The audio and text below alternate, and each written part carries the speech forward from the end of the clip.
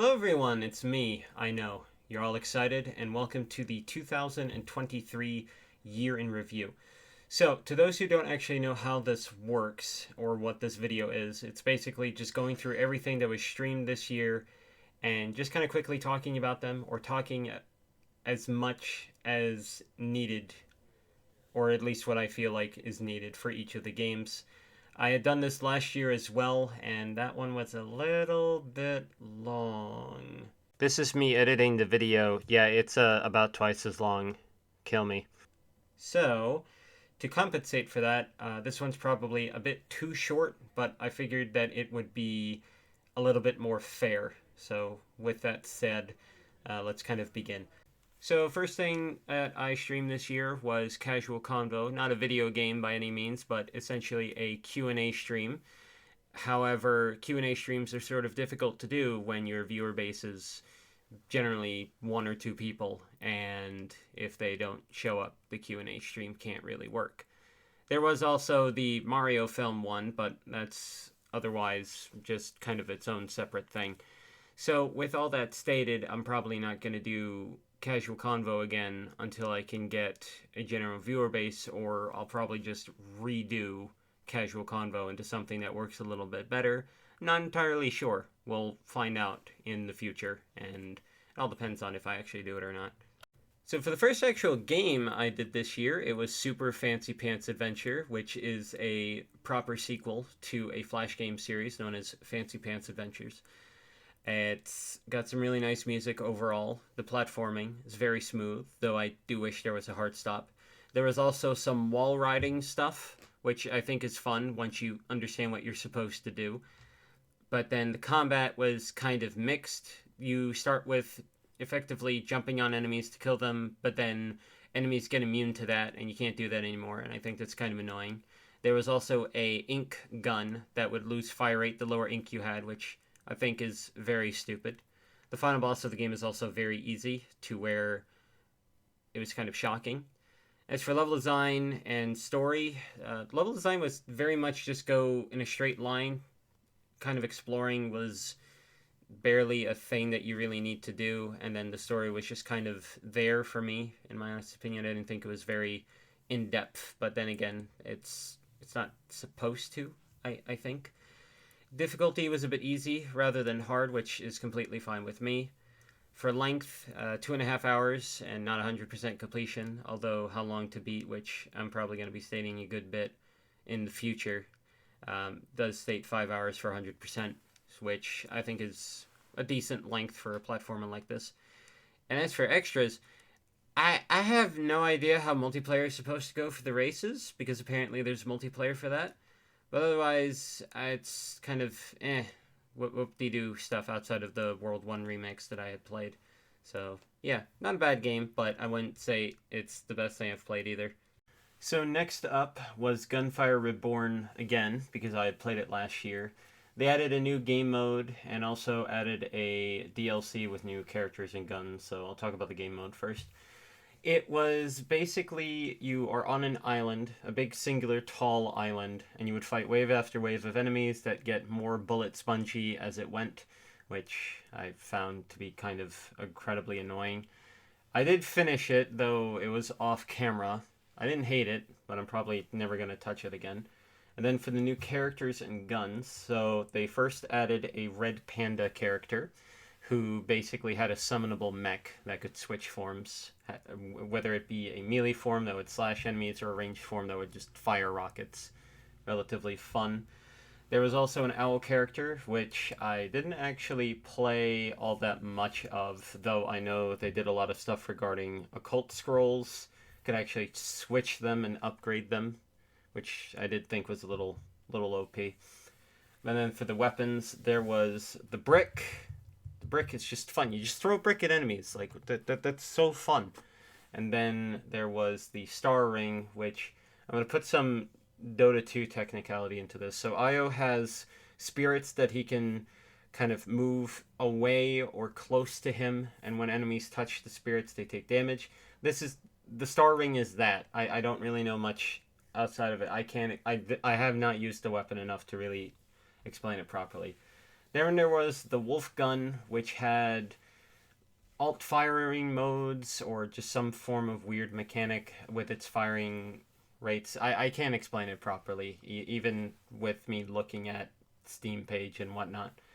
And then there was, I call it the Octo Vacuum. It's not the Octo Vacuum, but it's basically you vacuum up sort of the essence of enemies and you charge up a bar, and then your alt fire is basically a big F off beam of energy fired from the gun. It's amazing. Outside of that, I don't think they added anything else, but I also haven't looked at anything else regarding it, so just keep that in mind. Alright, so once again is Splatoon 3, so just kind of makes sense because it came out properly last year and I keep playing it.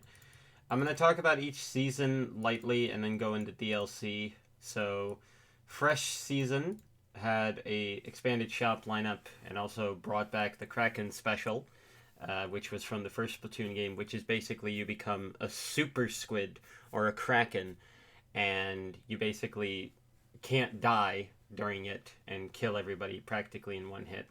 And then there was the Super Chump, which you summon a bunch of like happy balloons that explode after a short time. It's very fun. They're very fun specials. They also added a new super boss for Big Run called Horoboros, which is slightly easier than Kohozuna, at least to a minor extent. It's all very weapon dependent, but you don't have to like blast him with the eggs.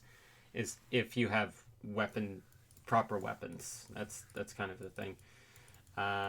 Then there was Sizzle Season, which added some new weapons.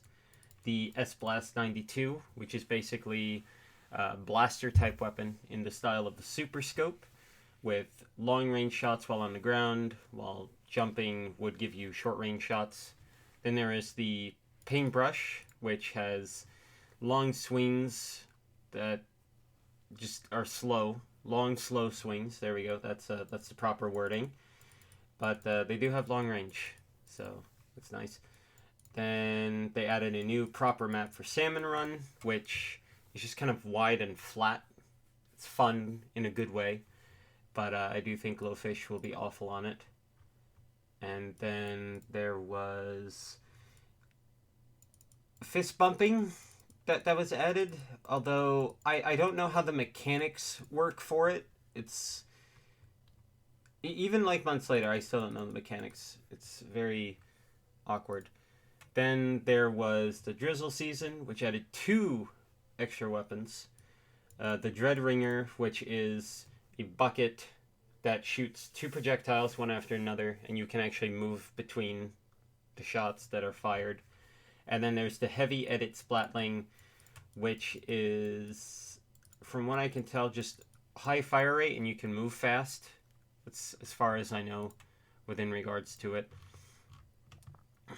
And there was also, I don't think there was anything. Oh yeah, they also celebrated the 1-year anniversary of the game. That was like the only Splatfest that I missed, which I'm sad about. And then we have Chill Season, which added another super boss called Megalodontia, which is basically an upgraded Moz, if I remember. I hope I'm getting these names right. He's kind of annoying to kill. That's the big one. I don't think they added anything new weapon. Oh no, they did. I forgot about that.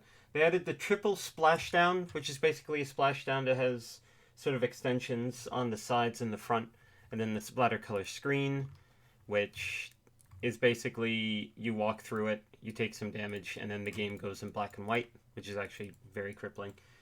And then we have the DLC. So the DLC is kind of a mixed bag because it's basically you have the first DLC, which is actually out, the second DLC, which I thought would be out, but it's not, and then the third part of the DLC, which is just a purchase bonus. So that purchase bonus was a good amount of coins, a nice banner, and then a bunch of useless drink tickets because of how the drink ticket system works. And as for the first part of the DLC, it was basically, hey, do you guys remember Ingopolis from the first Splatoon game that you can't really play anymore? So now you can go there.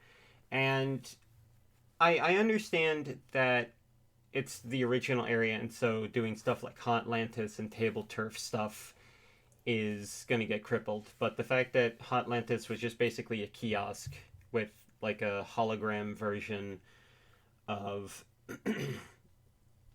the shopkeeper, whose name completely evades me right now as I'm doing this.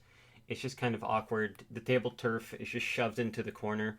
I do like that the shopkeepers have unique dialogue upon talking to them. I think that's good that they did that, because it's basically, yeah, it's another city, but also we're going to at least attempt to do stuff. I would say it's worth $5, just simply because you do have custom Splatfest stuff that happens for it, but otherwise it is a bit awkward trying to play through the area as a whole. And then there was Side Order, which they have shown throughout some Nintendo Direct. It looks good. It feels like a roguelike type thing. I'm sad it didn't come out this year. And there actually was one more thing, which it's not DLC, but it kind of is. They gave some free items away for the Halloween Splatfest. And there you go. I think that's that explained. I probably should have gone in more detail with the respective Splatfests, but I don't think that it's super necessary. Next up was the Siactro Games Marathon, which started off with something called MacBat 64, which was a fun little platformer that had some annoying level selection. Then there was the first of several Tori games, and Tori is basically a little bird, and the idea of the games is that you kind of run through levels as fast as possible in platforming fashion. I found it annoying that I couldn't go back to the main menu, but I did like that MacBat was available as a secret character. He was the best secret character. Then there was Tori 2, which apparently for some reason you could go through speed bursts and completely and utterly skip the stars. I found that to be excruciatingly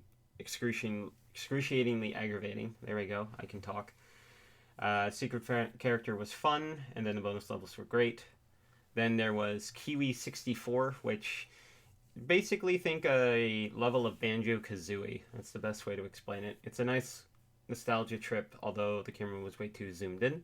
And then there was Super Kiwi 64, which I thought had very, very smooth movement, but I did think it was a downgrade from Kiwi 64 in regards to story. It was basically just, platform through these areas, and that was about it.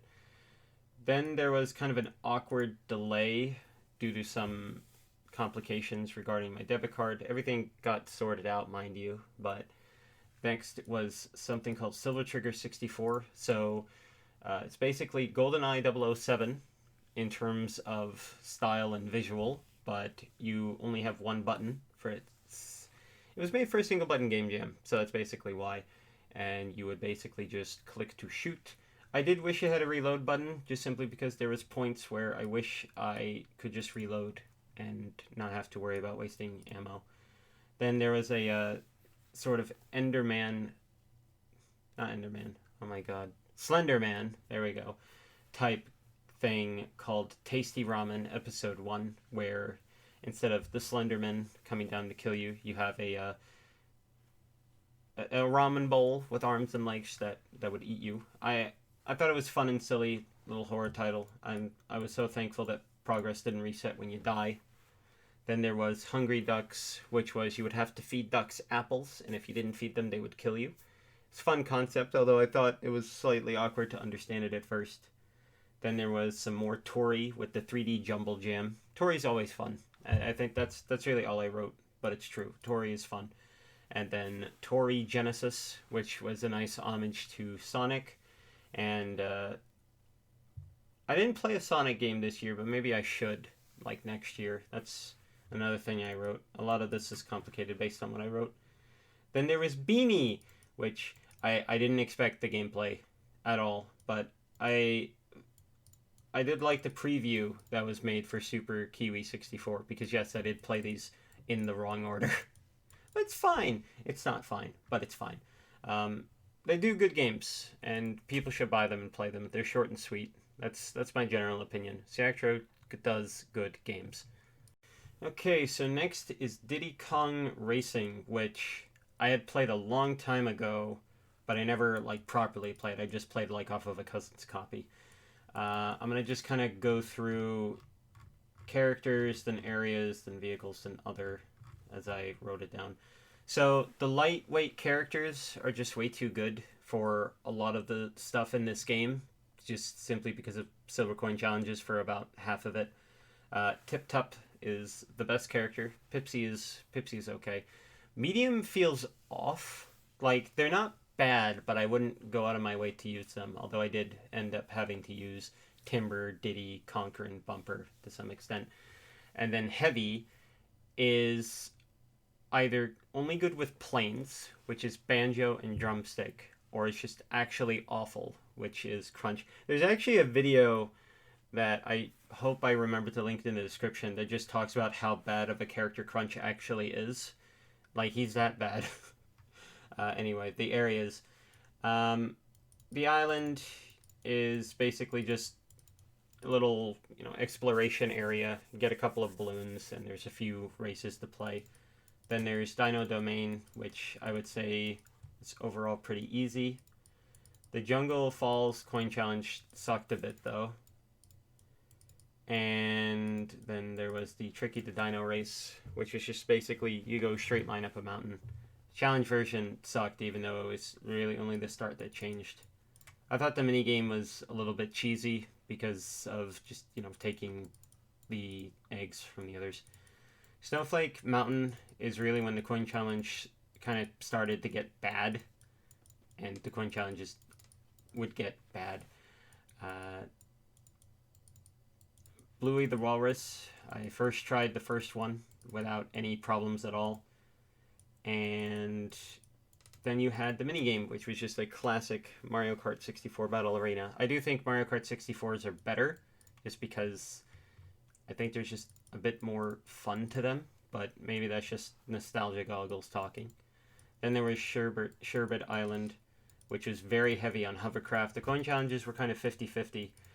But then the Bubbler, the Octopus, I thought that the second rendition of that was kind of god-awful. And the minigame was, I believe, another Battle Arena, which is cheesy as well. I cheesed that way too much. Dragon Forest were either the worst coin challenges, I think, in the game, or some of the easiest ones. I wrote Extreme, and that's what I'm assuming I put. But also the Greenwood Village was awful, and same with Windmill Plains. Those were awful. Smokey the Dragon, I thought was very similar to Bubbler the Octopus, where as long as you are in front of him, it's just a cakewalk. And then there was the mini game that I wrote, 2 Banana Limited Stupid. I remember the mini game, but I forget the technicalities regarding it. I think it was just collect bananas, but actually no, I remember that is a stupid limit. Future Funland was very heavy on planes. The plane level coin challenges sucked dick. Spaceport Alpha is what I put specifically, and I think that's just because it was really bad. And then for the Whizpig fights, I dictated for the first one, if you miss a boost, that you have to reset. And then the second one is you just hug the ceilings and floors, like all the time. You never stand in the middle. You just hug the ceiling, and you hug the floor, hug the ceiling, hug the floor. But yeah, I thought that's those areas. For the vehicles, the car is a car. I thought the hovercraft was slippery, and then the plane just feels off to a minor extent. The barreling functions, I stated, felt like a detriment. I do like the map design overall. The trophy challenges where you just play through as if it was a full track type thing was 50-50. I do like the music. And then the silver coin challenges, which you have to do, are either child's play or they're AIDS. Okay, and we're going to end it off that. Silver coin challenges are AIDS, and they shouldn't have been a thing. Alright, so Super Mario RPG Legend of the Seven Stars. I'm going to give you guys a little behind the scenes thing before I properly talk about the rest of this. So the idea was for me to do these actually as I did them. Like, oh, I finished the playthrough, I'm going to talk about it, and then it'll be good for the the year in review. I never did that, obviously, because I'm doing it like now in December after the Switch remake remaster came out. But I stated if it's not on the Switch Online by the end of the year, we riot. And if it is, it took them too long. And yes, it did took them way too long to actually give us Super Mario RPG to any extent. Because it's a good game. It's such a good game. I'm happy about the remaster remake. I'm probably never going to touch it as well because I literally just played through the original. But I'm happy about it. Kind of talking about characters. I'm just going to do some basic rundowns on everyone. Mario's balanced and you're always forced to have him. Kind of below average or technically worse stat from what I have looked into. He's the only source of jump and fire magic. The fire magic is weird because of Bowser, mind you. He's basically carried either by Masher or Lazy Shell because I would dictate that the weapons do a lot of work in this game. Mallow is your run-of-the-mill mage.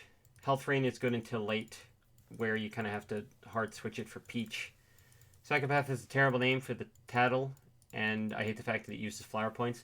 I think they had changed names with the Switch remaster, if I remember correctly, because I know they changed some dialogue involving references, so yeah. He's kind of your source of thunder and ice magic, and I do feel he gets outclassed by Geno, and Geno is the War Mage, because he's got a stupid spell. He's got the only buff available in the game, which I thought was idiotic. He only really has like 3 spells, since one is just a better version of another spell that he has twice. But I think Mario is similar to that, so can I really complain? Bowser is your Warlock Knight, as I wrote, because he's your just general debuff source that don't do anything or you want. I can't type properly. You basically just hit stuff with him and not really anything else. He's tanky due to his health pool, and you can actually look up the damage values for spells. They put Bowser Crush at 58 instead of a nice clean 60. I just thought it was not really fair. So, yeah. Then you have Toadstool, aka Princess Peach, who is your priest, but hypothetically on crack. That is what I wrote. Outclasses Mallow's healing. Comeback is too strong of a spell. I think it's because it's a full heal. Strong support spells with Sleepy Time and Mute. And if it wasn't for Lacy Shell, she'd probably hit like a truck. Just because of the frying pan. I slapped Lacy Shell onto her because, yeah. Yoshi, I dictated, seems useless to use cookies in battle. He's not an actual playable character. You just use them through the cookies. But I don't think I ever used those. I thought difficulty was pretty balanced, at least until the Valentina boss, because Dota will snatch away a character, and if they die in that fight, you lose. Coins are slightly aggravating until the ship, then it's a cakewalk. Grinding isn't really necessary. The level ups past 20, the upgrades you get are almost non-existent. And then I also wrote that getting the good gear is either nearly impossible, with which I wrote within regards to the suit, which I think was Geno's clothing, or how would I know regarding the shells? Because seriously, how would I know if I didn't look it up? And then I wrote that the secret boss is threatening due to its general damage output, but it means nothing to a Lacy Shell character, or more specifically Lacy Shell Peach, because she can just kind of heal everything else. And then I wrote, in comparison to Paper Mario, because I properly played through Paper Mario way before I properly played through this. Your early game is better because you have the action commands available right from the get-go. You can get coins far, far easier by a mile.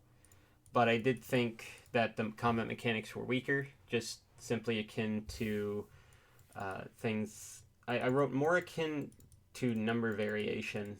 But I think at the end of the day, it's basically just the action commands in Mario are a little bit better, either because they're more invigorating and fun to use, or otherwise. I don't actually know what I meant by that, and that's part of the problem of me doing this months after playing. So, yeah, you learn the behind-the-scenes thing. I'm incredibly lazy. GoldenEye 007. Oh, boy. Oh, man. Alright. In regards to the control scheme, it did take getting used to, but the sticks are basically divided, if that makes sense. Like, the left one is going forward and going back while turning the camera left and right, while the other one was turning the camera up, turning the camera down, and moving the character left and right. Does that make sense? That probably makes sense. I thought that the action command was kind of a pain because it's reload the weapon, open the door, and activate the alarm for some stupid reason. Aiming I thought was really bad, just due to being unable to change the sensitivity, which is good or bad. Weapon switching was kind of a 50-50. Pausing not being instance I thought was very stupid, and then there was parts where I had to press the fire button to activate stuff instead of the action command. It was kind of odd by a lot. Map difficulty I kind of thought was all over the place. I did write down my opinions on every single level. So, but here is some of the basic stuff. So frigate surface or child's play, controllers aids, depot constant enemy spawn, and then save stating felt required for some levels, but anyway. Dam, I just failed severely because I didn't know what I was doing. I thought facility was odd. Example of fire to activate stuff, weird end sequence. Runway is fine if you know how to get in the tank. Surface was chill both times that you had to do it. First bunker I thought was fine. Silo felt reset heavy to me. I think I remember that one. Frigate is probably one of the best levels in the game. I remember Frigate really well. You're on a boat, you gotta kill all the dudes. It's like just solid. It's such a fun level. Bunker 2 is an example of the misc item needing fire. I don't know what I meant by that. Statue seemed off. The start of Archives is stupid. Streets I thought was slightly bad level design, at least for me. Constant enemy spawn is stupid. Don't know what that's within regards to. This really doesn't help, as I talked about with Super Mario RPG doing this months afterwards. Train is only bad because of the gate. I remember this. Yeah, because you had to like laser the gate and you had to aim it. But the rest of it I thought was fine. Jungle I thought was fine until the last area. Control is the worst level in the game. Caverns doesn't feel as bad as when I had did it. Cradle I think is just too much enemy spawn. And then Aztec is random difficulty spiking at odd points. The twin turrets, Meat Man, the big one, the ending sequence. So, yeah. And then suspends are far more helpful than necessary, like, just because of how the game is. For weapons, the handgun is way too good. Advanced handguns just felt pointless. SMGs are 50-50. Assault rifles are just best in slot. I just thought they were the best ones. I thought the grenade launcher was pointless. The shotgun I thought was weak, and then the laser gun is weird. I think it's just because of the unlimited ammo, or how I dictated it. Now, in comparison to Grab by the Ghoulies and Diddy Kong Racing, because this was made by Rare, same as those, art-wise, Grab by the Ghoulies is better, just simply because it was on a better platform, and also the faces did not age very well. Control-wise, Ghoulies and this kind of aged poorly, in my honest opinion. Diddy Kong Racing is still fine. Story-wise, this is better than Ghoulies, and I would say on par with Diddy Kong Racing. I would say it was a good product of the time, but nowadays not really. It's really difficult to go back to shooters before shooters went left stick is player movement, right stick is camera, trigger is shoot type stuff. At least I think so. I can't really dictate all that much. I think this is like the only one that I've played before that official change. So It doesn't really count all that much. Alright, so Pokemon Trading Card Game Live, which I streamed once, even though I was probably going to do more of it. There's just not much going on with it to really stream it consistently. I could make random decks, but I don't think that really does all that much, just simply because meta is far too meta. There is a daily quest that I really don't know how to take, which is complete matches without conceding. The fact that that's a daily quest to me is just really awkward, and it makes me feel like that shouldn't be a thing. I thought the battle pass was tolerable, gives you a decent amount of currency. I started like midway into a, I think, 2 or 3 month duration battle pass, and finished it with a few days left. At least from what I could tell, it was a 2 to 3 month battle pass, and I finished it with a few days remaining. I hate the Mew deck just simply because of the mechanics of Genesect V. That's really all I wrote. To those curious, I do not play the card game anymore. I just kind of don't have time, and I also just don't have time. I can only state that I just don't have time. Alright, next up was the Steam Next Fests that were throughout the year, because I do like playing demos for games, because I think it's fun. I didn't speak a lot about the February one, so just keep that in mind. So the first one was Dungeon Drafters, which I thought was really fun. It's sort of a turn-based dungeon exploration card game hybrid, although I thought the Oracle was kind of bad. Super Auto Battlemon, which I think is pretty self-explanatory. It's fantastic, and I think people should play it. Super Raft Boat Together I thought was kind of weird with a multiplayer-heavy focus.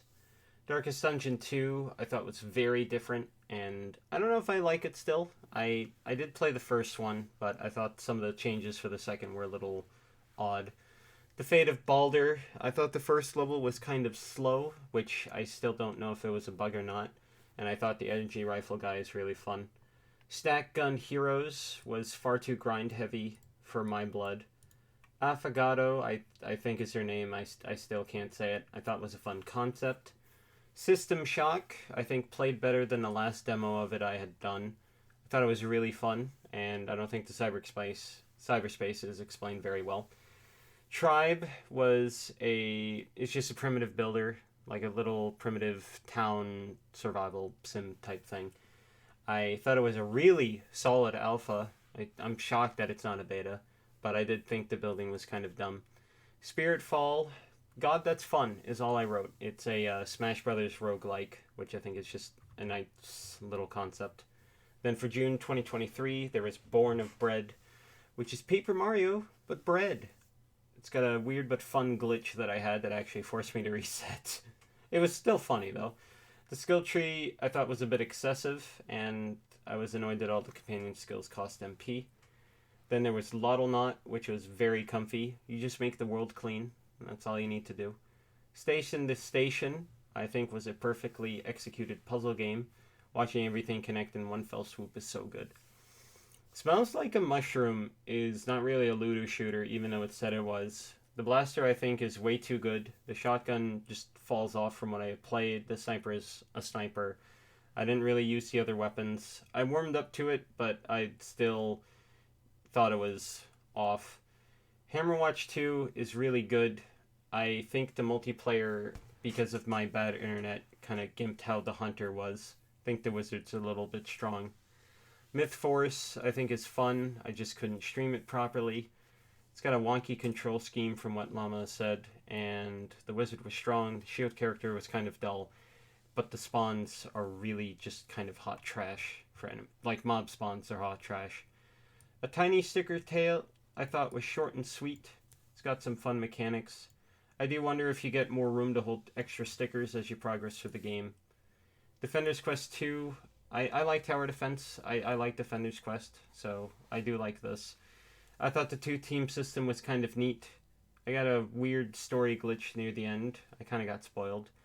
The Orb Guy is the most OP thing in the game, and that's okay with me. Vampire Hunters, I thought the maps were kind of dull because all they were hallways. I wish the weapons fired automatically. Like, just hold it down and they'll shoot every so often, because you have to, like, mash the button instead. I don't understand how weapons and their upgrades function from what I've played, but I think it's fun otherwise. Paperman Adventure Delivered was an alpha, so the quality wasn't the highest for its mechanics. I thought the character switching was slightly annoying, and something else that I kind of find annoying, every single one of them had a name associated with male, except Carl. So, little weird, just honestly. Lies of P was a Souls-like, but anyway. I'm fine with the durability mechanic, since it comes with unlimited healings. You have unlimited healing. You don't have to worry about like carrying multiple SS flasks. So I think it just kind of compensates. I wish the Legion arm costs were shown because I still don't know how those function. I'm sad I couldn't get to the weapon part switching because I really wish I did, but I had to get good. Parrying and super blocking feels more viable than dodge, just simply because of the super block. And then heavy attacks are akin to a pseudo poise system, but it still felt off. Then there was the October Next Fest. Sentry, I liked everything but pistols, weapon-wise. I wish you could equip more, though. I don't like the enemies breaking the doors down. I thought that was kind of stupid. I do like the destroy the glass walls to suction them into space thing, because that just kind of makes sense, and it's really fun to do. I wish there was more locations to place objects, because either the ceilings are too high, the vortex grids were a big example of this from what I had wrote. I do wish cooldowns were indicated for utility. I also wish there was more explanation on passives. I do know there's going to be an upgrade system, but still. Deep Rock Galactic Survivor is Vampire Survivor with a Deep Rock Galactic skin. The weapon upgrades are kind of flat. It's either just damage, do damage fast, do high damage, etc. Though the overclocking is where a lot of the factors go into play. I think stuff should be explained better in the game. Vampire Survivors, I do think, is a similar issue to this. I know it's an alpha, but the settings were piddly, and I do think the base mining speed is low, but I get why.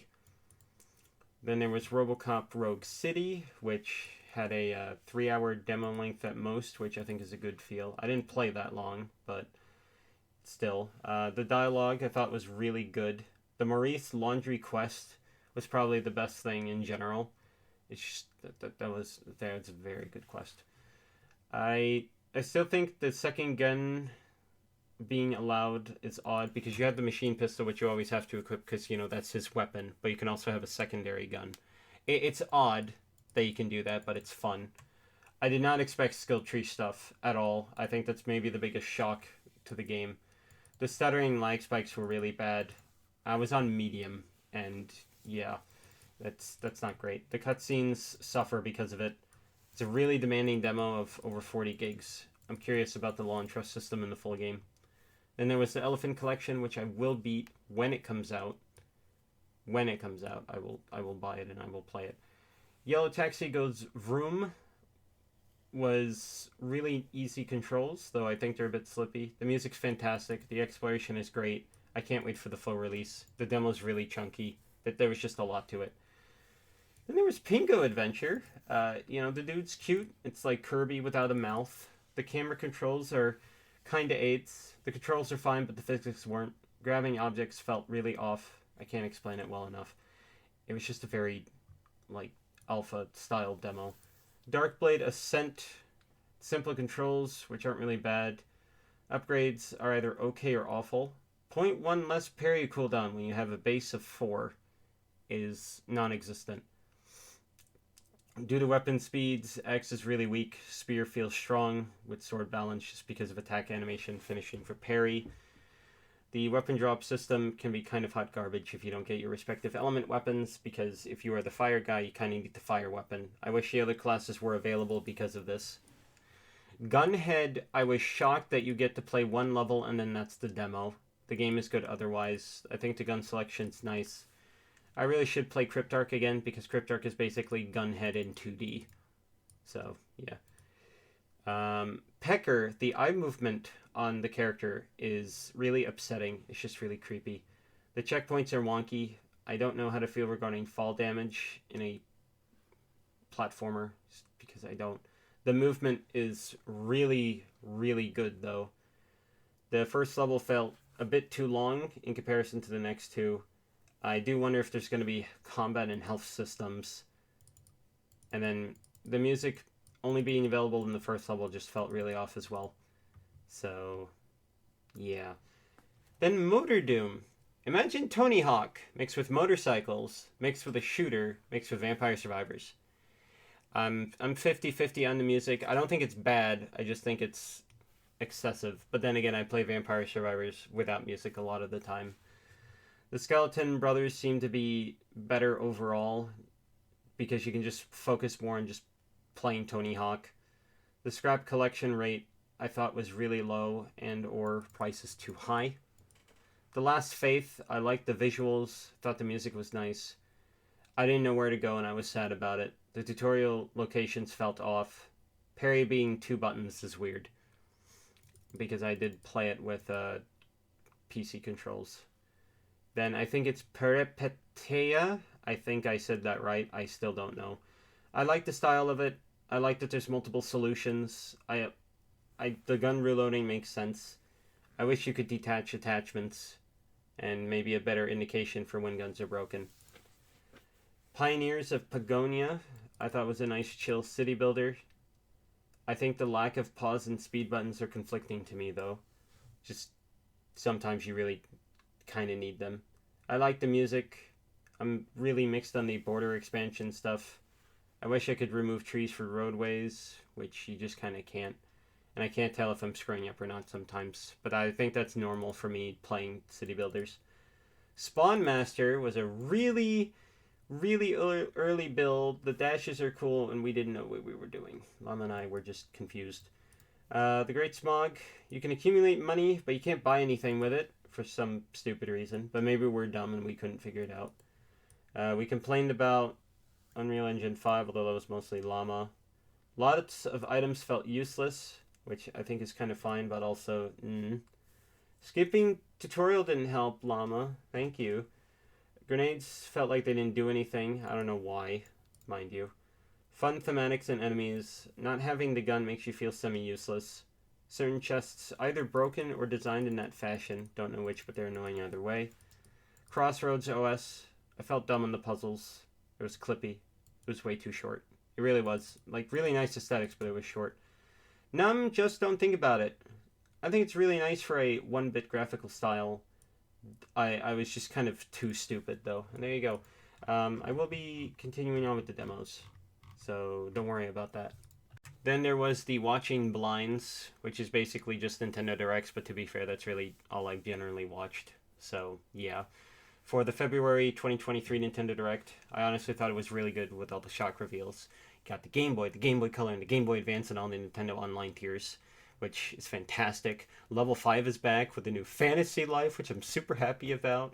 You got official release date for Pikmin 4, and you got Advance Wars finally getting a release date. And then they showed the Splatoon 3 DLC. It was really good.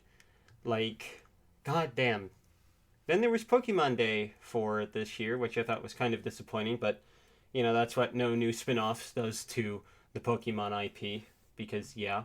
Then there was the Nintendo Direct from June, and they gave us Super Mario RPG. It showed off Super Mario Bros. Wonder. Big info dump about Pikmin 4, plus demo info, plus you get 1 and 2 on the Switch at the day of. Why do I need to state anything else? It was just too good. And I forgot to write down the September one, but all I have to state is Paper Mario, the Thousand Year Door, is getting a remaster Switch port type thing. They showed off Princess Peach Superstar. They showed off a bunch of really neat stuff, but all I have to state is we got Paper Mario, the Thousand Year Door again, and that's all I have to state. It is time to get excited, get hype, etc. Woo. Okay, so next was Kirby's Return to Dreamland Deluxe. I had the original Wii version, and I was kind of heavily debating about buying the Switch port until the February Direct happened. The demo stuff, I just wish was the entirety of World 1, and I wish there was more minigames. Slightly annoying that they just skip a level in World 1. I just thought that was kind of stupid. Anyway, in regards to the main game, I thought the Magaland mask interaction and items was really neat. The sand copy ability is really fun, and I like the design on the enemy. You get invincibility block, the fist does good damage. The mecha is neat, but sand is just better overall. It's funny how that works, honestly. I think everybody was more hyped for the mecha, and then it's just like sand is good.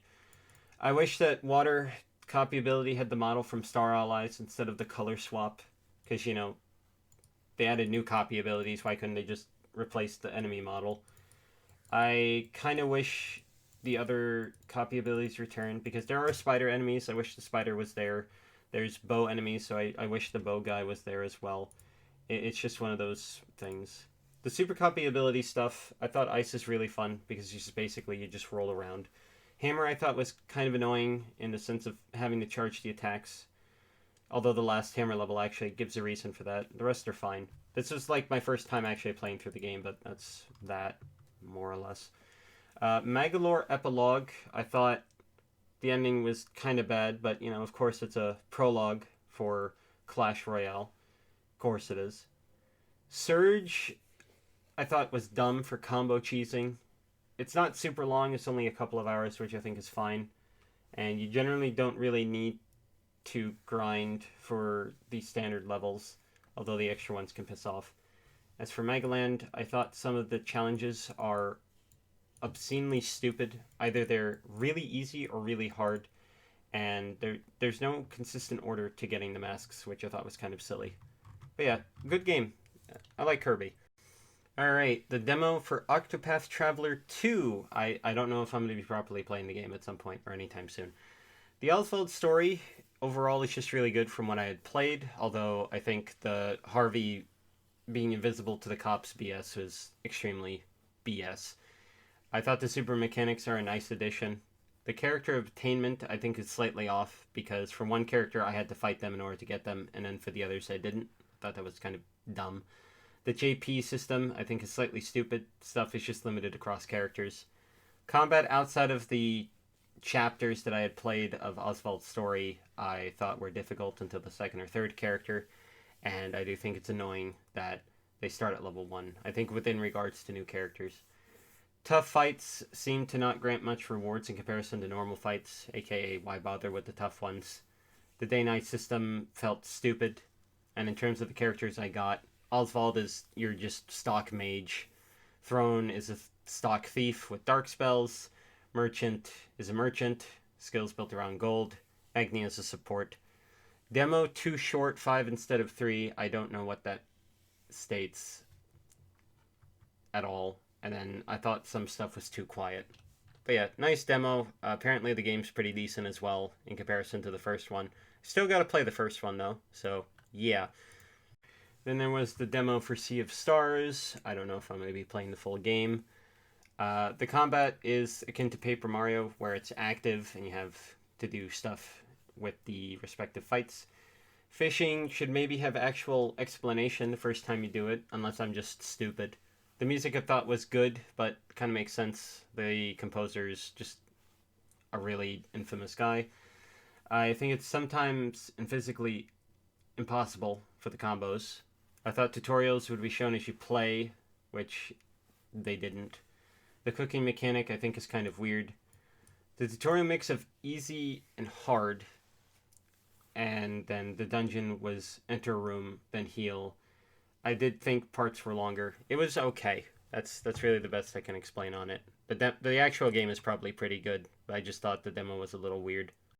Kirby's Dreamland. This one's going to be really short. It's really easy when you save scum it, but also the extra mode is very stupidly hard. I don't understand it. This was probably the shortest thing that I can write. Hello. Alright, Pizza Tower. I didn't really write a lot for this, but I don't think it's really necessary. The music's really good. It's like half the reason I bought the game. The chase songs are really good. I still listen to them just because they're that good. The weird songs are also really good. I suck at this game severely, but it's really fun to play because it is. And then I'm a mediocre 76% with a no judgment rating. This is really all I wrote.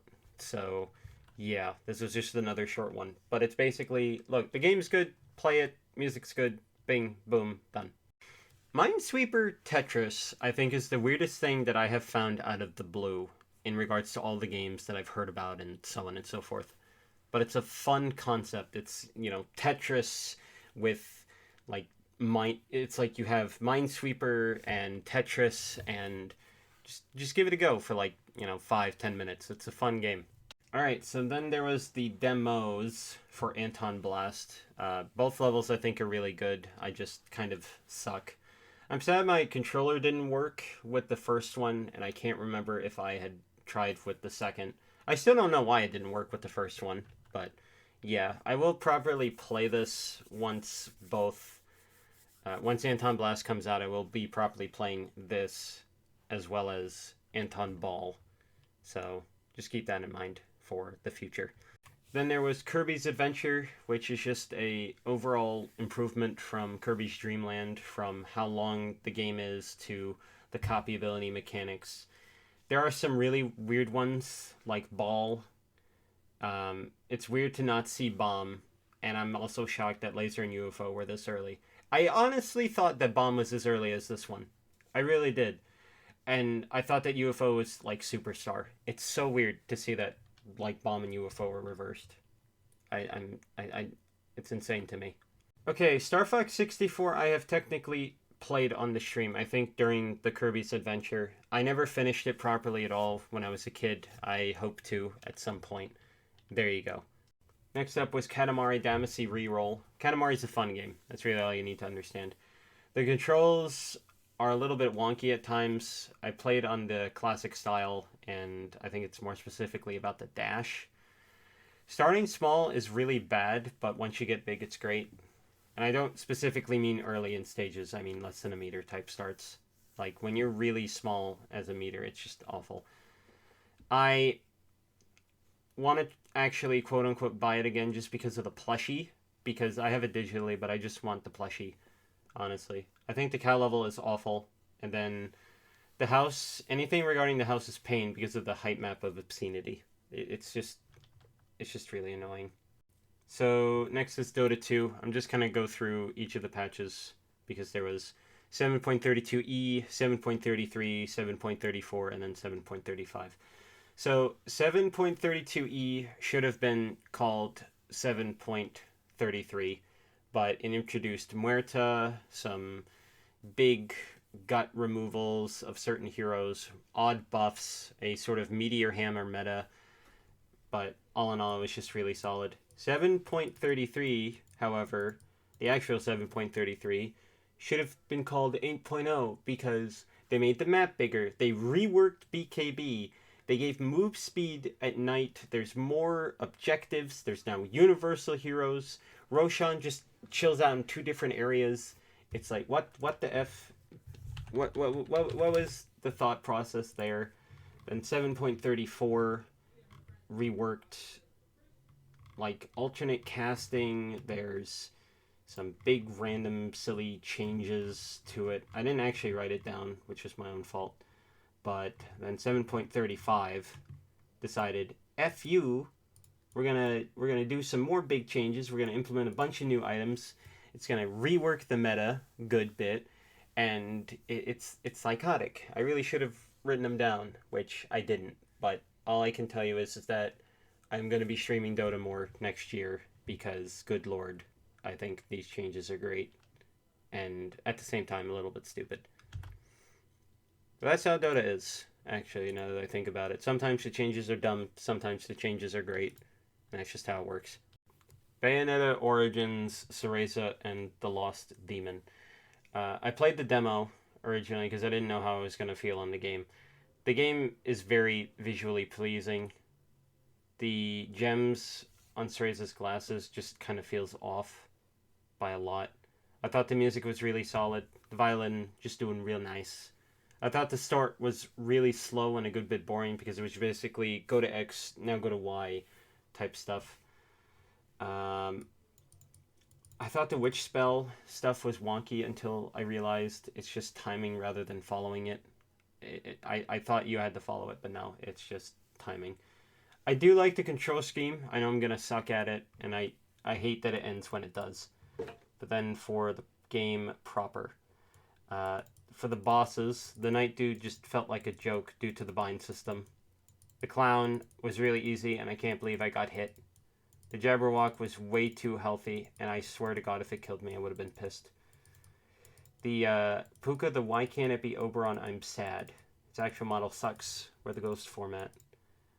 Phase 1 is Bayonetta. Phase 2, I was just like, wow, I took way too much damage and just going from A to B. I'm sad it wasn't tougher, but he was paper at that point. Cheshire fight.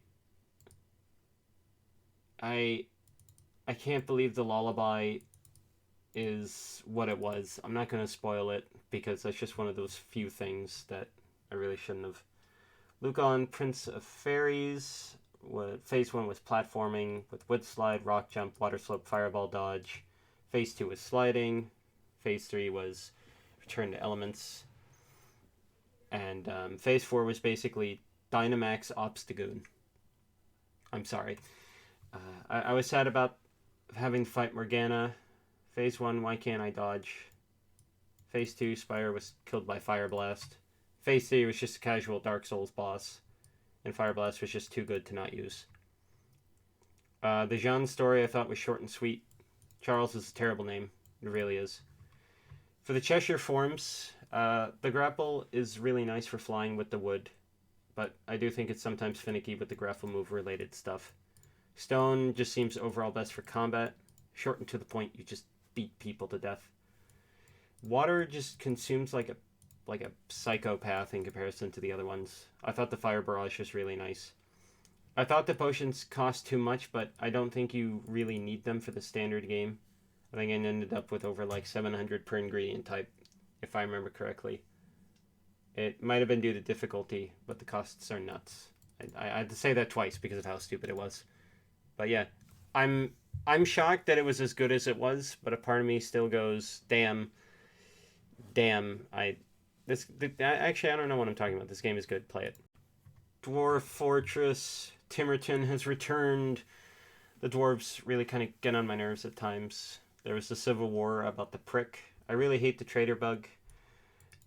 And it's like, why did it have to be the humans and dwarves that get bugged and not the elf? I don't get it. The lag is awkward, and I don't know what causes it. I assume entity totals, but I have no idea. I can't believe I actually made progress because I didn't actually know that you really had to dig and dig and dig and see in 2024 because we're going to keep going. There's also going to be the adventure mode as well, which I'm very excited about. So, woo! Alright, then there was the death of the Wii U and 3DS shops. I get why they did it. I still hate it. I spent like $300 and I still forgot stuff. The Dylan Rolling Western series is now dead, and as are many other 3DS shop exclusive titles. Same with the Wii U, but me not getting Dylan kind of is upsetting.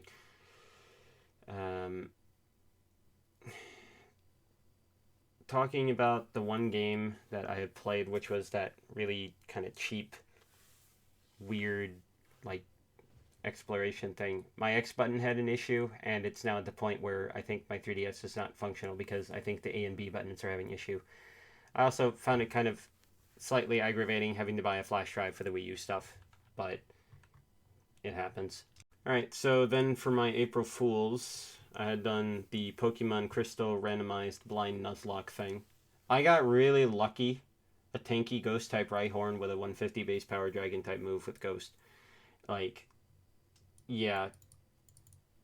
That second route was psychotic though. Like 4 to 5 legendaries, multiple full evolution Pokemon, icy. It was kind of anticlimactic. I thought this was going to be a lot tougher. And I'll probably do a proper full run through at a later point. Still randomized, still blind, but not with Nuzlocke because I feel like that would be impossible because I'm bad at Pokemon. Alright, The Legend of Zelda Skyward Sword HD. I kind of butchered how I typed this out, so I'm just going to try to explain it best I can with what I wrote. So in regards to characters, I only talked about a couple. So Link, I just think he climbs the ladders really weird. His hips don't lie. Fee is really annoying, like actually really annoying. It makes me feel like I'm playing Pokemon Sword and Shield in regards to how many times you get stopped in that game you really shouldn't be. It's like I haven't even played it. I just know that's like the one most aggravating thing about that game. To kind of give an example, you'll get some like walking boots, and then about 2 minutes later, Fee will stop you and explain that these boots are for walking and other types of BS like that. Like that's just how annoying she is. Groose is also annoying. I hate him. I do think he redeems himself later though. And then the last character that I wrote about was the Magmas. Forget about it. You know, that's just how I feel like they talk. In regards to the sword system, I still think it's weird, even like months after playing it. It's still an odd system. Like the fact that they didn't bring it back says a lot. But yeah. The stamina system, I think, has the same problem that I have with ukulele, which is just the bar is quote unquote too short, or it's so required to have stamina that it's just really annoying. And then I'm going to complain about the adventure pouch. I hate this thing. I really do. Like, ammo bags count as space for it, so you're just crippled if you want to hold stuff. The heart containers, some heart containers, have to be in the bag for them to count. It's like, why? And then I talked about some of the items as well. So the bug net, I think, is the most fun bug net throughout all of the Zelda games, just simply because it uses the sword mechanics. It's so good just because of that. It really is. The slingshot arcs really hard if you just tap it. Like, it will fall to the ground practically almost immediately, where if you hold the button down, it'll actually fire straight. The beetle is the boomerang with built-in controls, and now I have to kind of scroll through this to find the stuff that is necessary. I did write, there was the digging mitts that I think you get in the volcano area, which I think are pretty fun, just having to go through the underground areas. So it's a fun little time.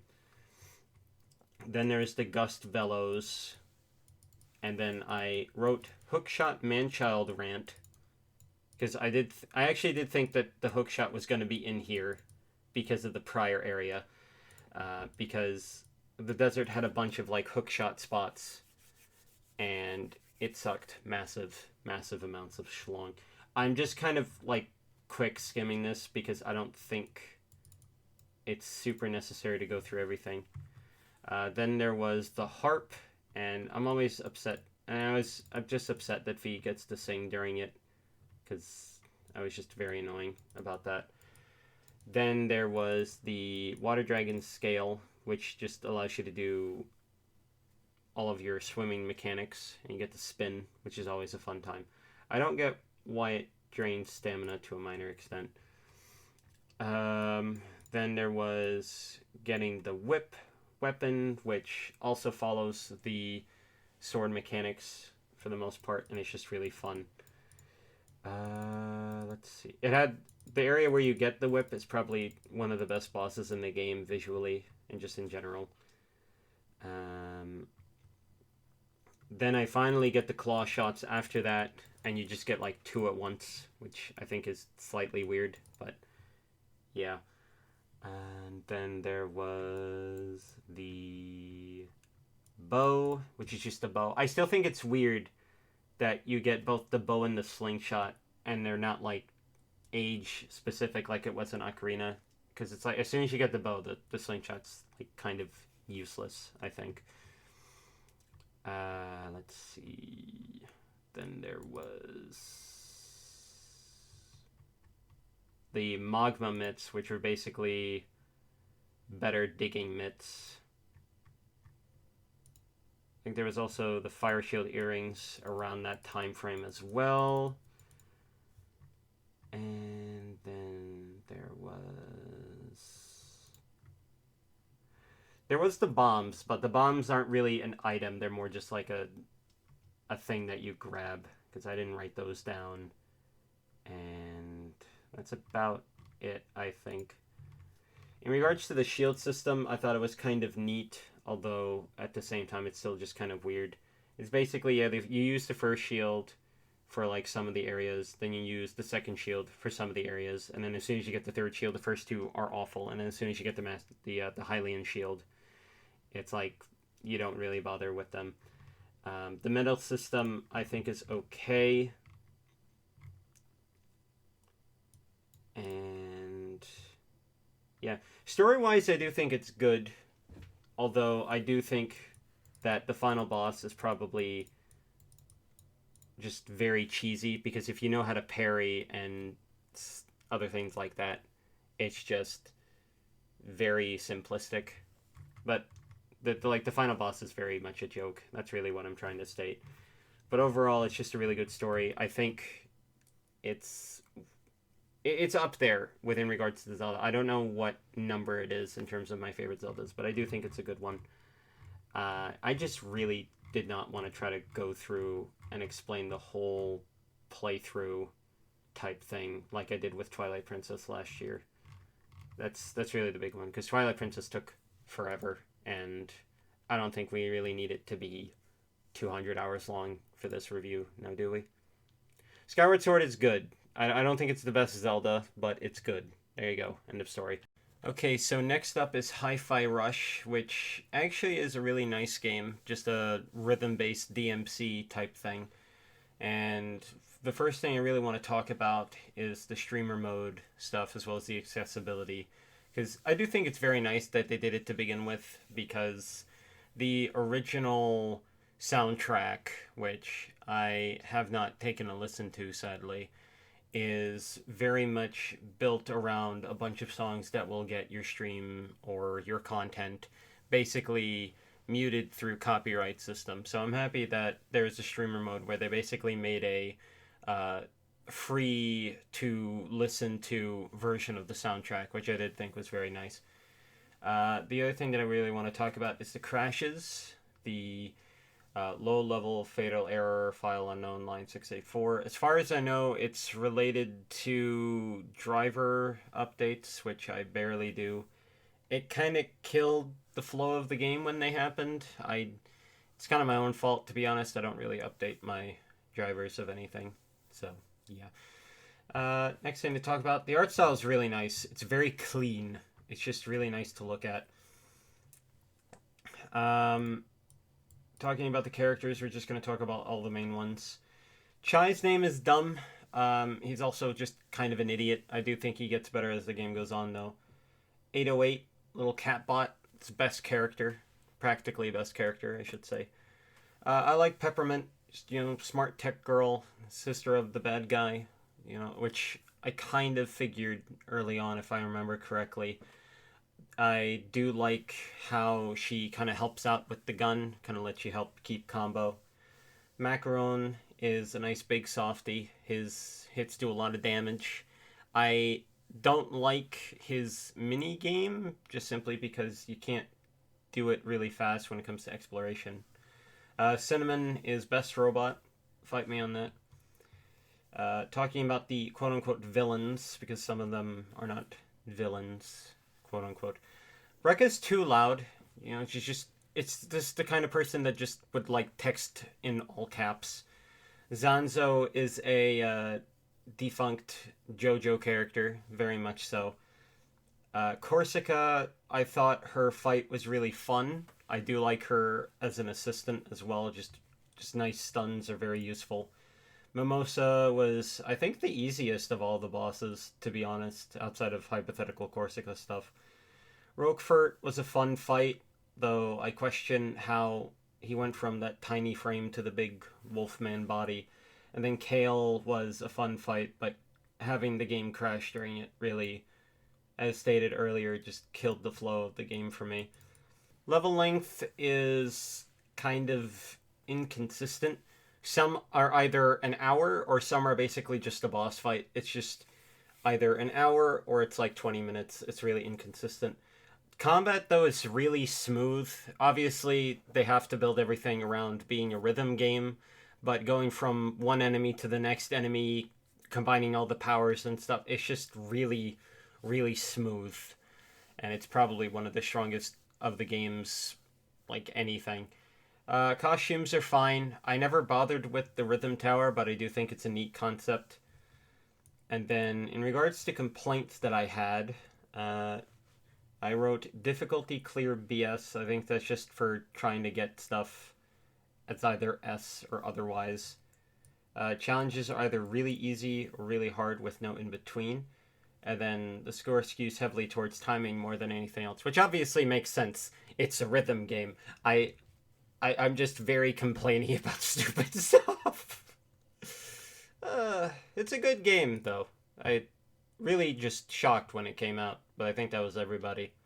Alright, so then there was the demo for Street Fighter 6. I will dictate this. I don't know barely anything about Street Fighter outside of, like, Ryu, Ken, Chun-Li. I know, like, characters, I don't know story.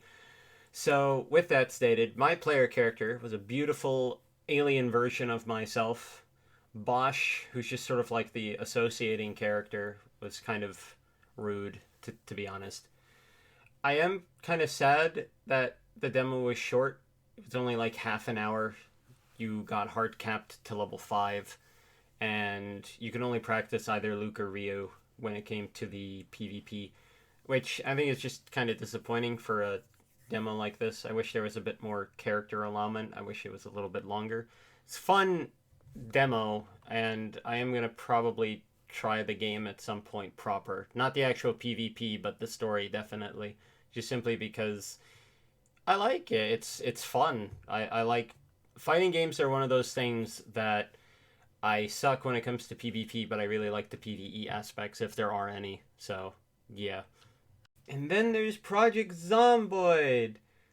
Damn, I suck. But also, good job doing challenges instead of the actual gameplay maps for the first hour and a half. You idiot. You dumb moron. I'm probably going to return to this in 2024, but I really shouldn't have that many games of that nature, aka Gunfire, Reborn, Dwarf Fortress, this, hopefully not a lot of other ones. I say that now, I'm probably going to change my mind, so yeah, I will return with this, so don't worry. Okay, The Legend of Zelda Tears of the Kingdom, the thing that I definitely played the longest this year when it came to the streams. I am going to dictate this. I literally wrote everything down. It's, I think, well over 1,000 lines of everything that happened. And I'm going to state this right now. I am not reading all of that because, one, it's probably going to take well over 30 minutes of just explaining stuff. But also, two, as I stated at the beginning, I really don't want this to go on for a super long length of time. So I'm just going to go over to the end opinions, which is kind of the point of a review. So story-wise, I thought it was overall very solid. Everything just kind of meshed together nicely for the most part. The starting section, the opening bit, definitely changed from their first iteration from 2019, where you had the beast and they were walking around. There's no animal, which is what I was talking about. There's a small staircase instead of an open area. I like that you went down again. The sage stories, I felt, were solid and unique from each other, like Tulin, Sidon, Yunobo, Riju, Minoru. Zelda Dragon is still stupid. Okay, the Ganon Dragon, I should have expected if there was going to be a Zelda one. Just talking about the sages as well, I'm kind of sad that it's Tulin instead of his dad. I kind of get why, but I'm still annoyed by it, and Sidon kind of amplifies that, because Sidon's the head honcho of his group, but he still helps you out. Yunobo, I thought, was interesting that you actually had to fight him, and it was the only one that you were forced to fight. Riju, I thought was a bit stupid, but I'll get into that in a bit. And then Minoru was definitely the fun one, because it's a mech. Talking about the powers, I really like the Ultra Hand. It's literally just Magnet 2.0, and that's completely fine. Fuse, I made its own section for, which I'll get into in a minute. Ascend, I just kind of kept forgetting that it's a thing, but it's still really nice to have, just kind of for the sake of mobility. Recall is sort of a side grade to what Time Lock was from the original Breath of the Wild, with reversing time instead of freezing it. And Auto Build is actually really handy because of the favorite system, but the cost hurts sometimes. As for the Fuse system, I think a lot of stuff should not show up on the Material Quick Access, such as, healing items. I don't know why the F they're on there. Maybe there's a point to it, but I just never did it. I still wish there was a favorite menu. I know you can sort by most used. I'm still going to complain about it. All right, in regards to the Sage powers, and talking about that, the activation in comparison to Breath of the Wild is definitely worse. In Breath of the Wild, it's, you know, built into your kit, where here it's you have to run up to the people to use them. Talon and Yunobo are at least a bit more tolerable due to the spots where they're sort of more auto activation, where Talon will activate in the air and then Yunobo will activate on vehicles. Because of their respective sections, they have to be, but still.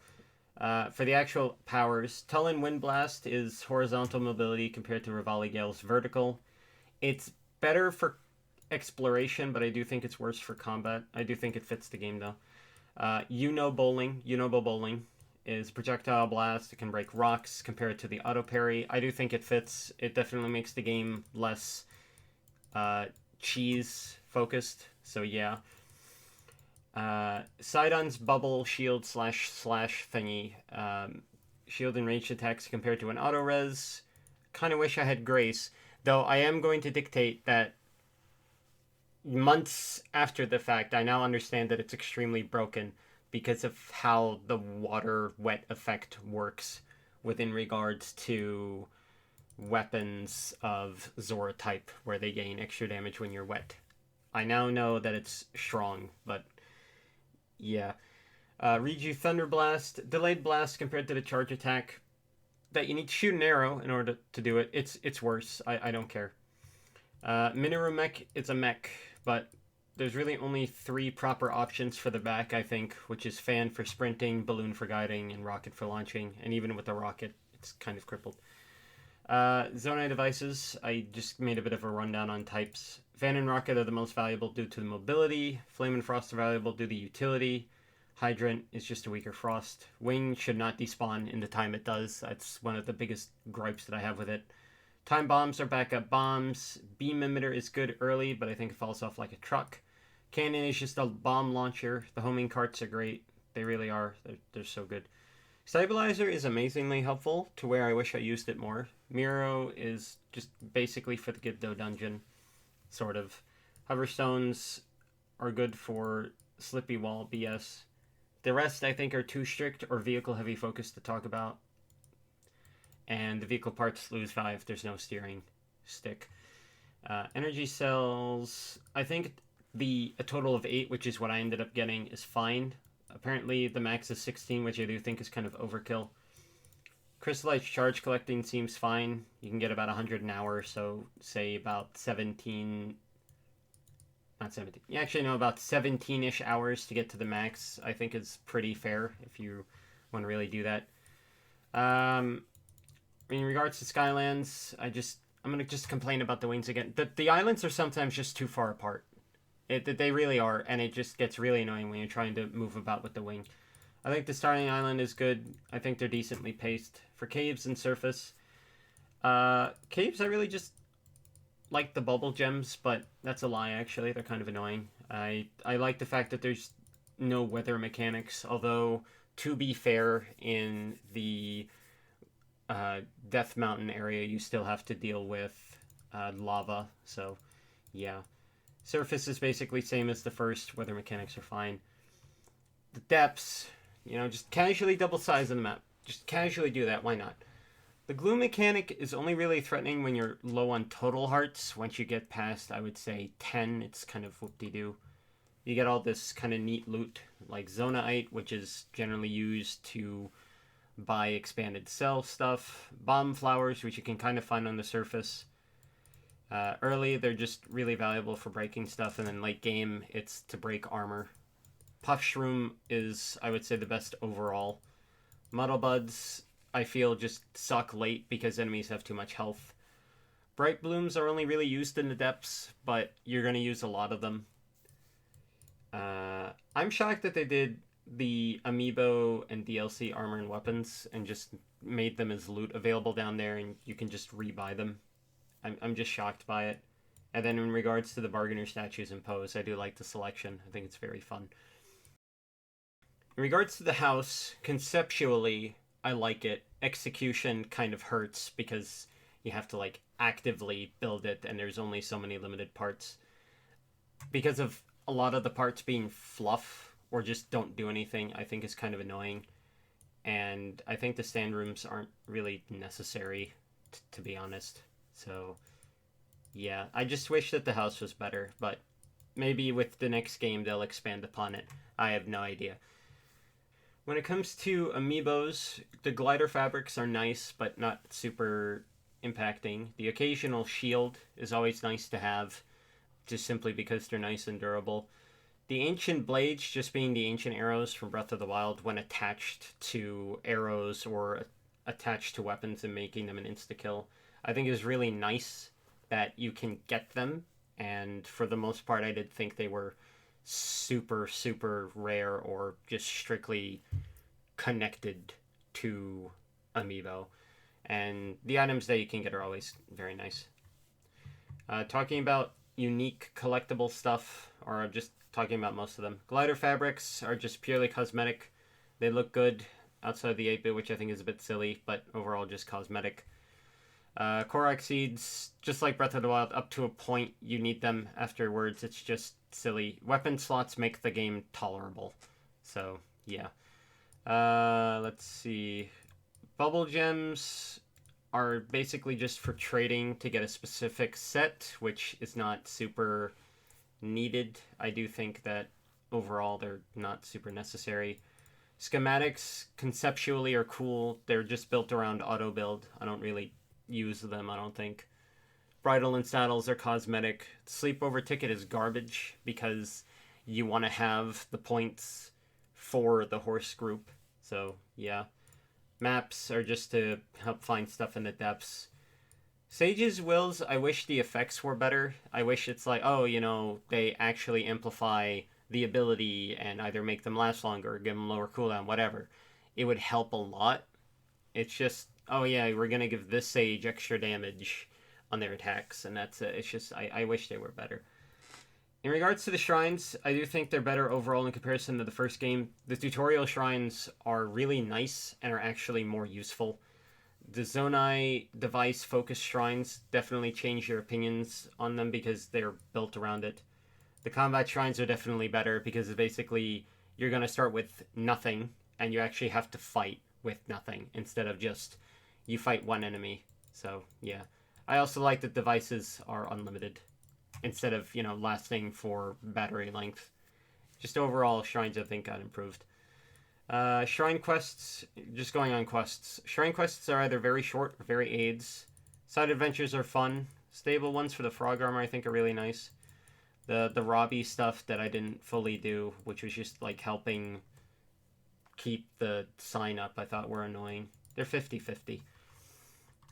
Strictly talking about enemies now. We're going to start off with the new ones. So, Soldier and Captain constructs, fun with a nice awkward variety. The likes are horrendously disgusting. The rock ones are annoying because of the armor. All in all, I think that's about it. I can talk about the unique ones. The ice likes are annoying just because they can freeze you, but that's really about it. Heriblins, I think, are sort of stupid.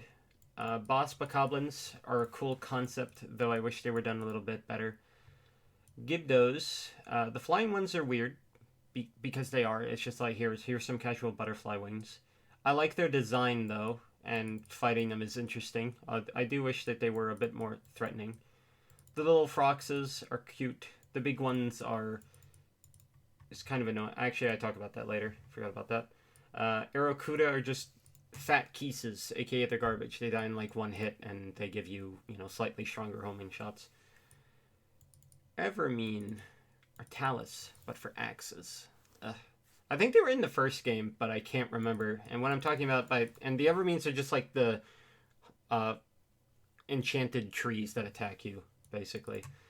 And then I do think Lionel should have been given boss bars. So yeah. In regards to the bosses, as well as the dungeons, Hinox came back. They're still easy. Talus, depending on game location, they can be aids, because I think they do have special Talus locations. Flux constructs.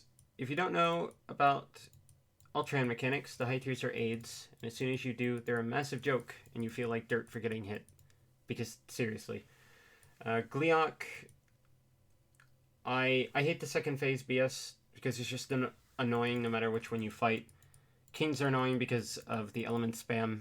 It's just really aggravating getting hit by fire and ice and electric all at the same time, and you can't really have full immunities. Frox, I still never found the basic one, and I'm pissed about that, and they're just kind of a pain in the dick. And then talking about dungeons and bosses, Wind Temple was overall really fun. That actually feels like a dungeon. Colgera is the worst designed boss in the game physically, because it's got a head, its body is basically a twig, and you have big circles every so often. It's just a really terrible design. The Water Temple with the Sludge Likes and Muktaroks. I thought the Water Temple's low grav was fun, albeit annoying. The Sludge Like is just disgusting. And Muktarok, aka Shiver from Splatoon 3, is honestly really easy and kind of a joke. It's just, I didn't think it was going to be that quick. So, yeah. The Fire Temple, Miragia, and Marbled Goma. Fire Temple was just really annoying, and I kind of hated it just because of the one BS stupid rock that led to nothing. Miragia was fun because of the Unobo bowling mechanics. The Marbled Goma was just cheesed because I made a stupidly strong weapon. It probably should have taken me longer for that fight, but it just never did. The Lightning Temple and Queen Gibdo, I really liked the aesthetic for the dungeon. I think it was just a fun concept, but the boss is AIDS and I hate it. Construct Factory and Seize Construct. So there's two parts to it. The first part is actually building the mech, and then the second part is just traversing with the mech. The first part is fun but long. I wish it implemented the sages because, you gotta get to that point in the game.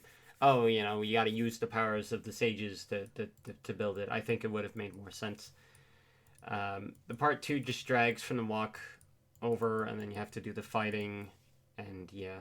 And the construct is fun, but I get why people don't like it, because it's just basically Rock'em Sock'em robots. Then we have Hydro Castle, the Deco Tree, and Phantom Ganon. So, Hydro Castle I found annoying because it's not really a consistent order in which you run through. The tree probably shouldn't count, but you fight Ganon, so I don't care. Phantom Ganon lost his threat from prior encounters just simply because I fought him before. Throne Room was way too many free weapons. Here's just a bunch of really good weapons free of charge. So, yeah. And then we have the Castle Depths, Monster Horde, and Ganon. I didn't think I had to go through all that. It was just really annoying. I like that the stairs are still used. Just a nice casual Skyward Sword reference with the Monster Horde. Ganon's multi-phase is fun, and I'm once again going to state I really did not expect the dragon, and I probably should have. In regards to DLC, I don't think Tears needs DLC. I think it's big enough as it is. I played for over 100 hours, and I still haven't fully explored the map or gotten all the things, so yeah, I don't think it needs it. Is the game good? Yes. Is it worth $40? Yes. Should it be $40? No. I'm sad about it, but I'm also still shocked that we haven't gotten another $70 game from them yet. And I do like the collector's edition stuff. I'm happy I got it. And also, this one thing is over 16 minutes. If I talked about the actual me going through the game, it probably would take over an hour, and that's why I'm not doing that. All right, Bugsnax.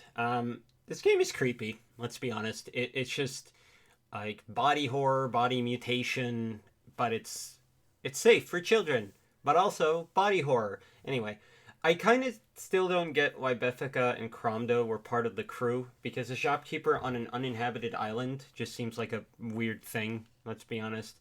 And then a gossip girl person thing on an expedition is just questionable as well.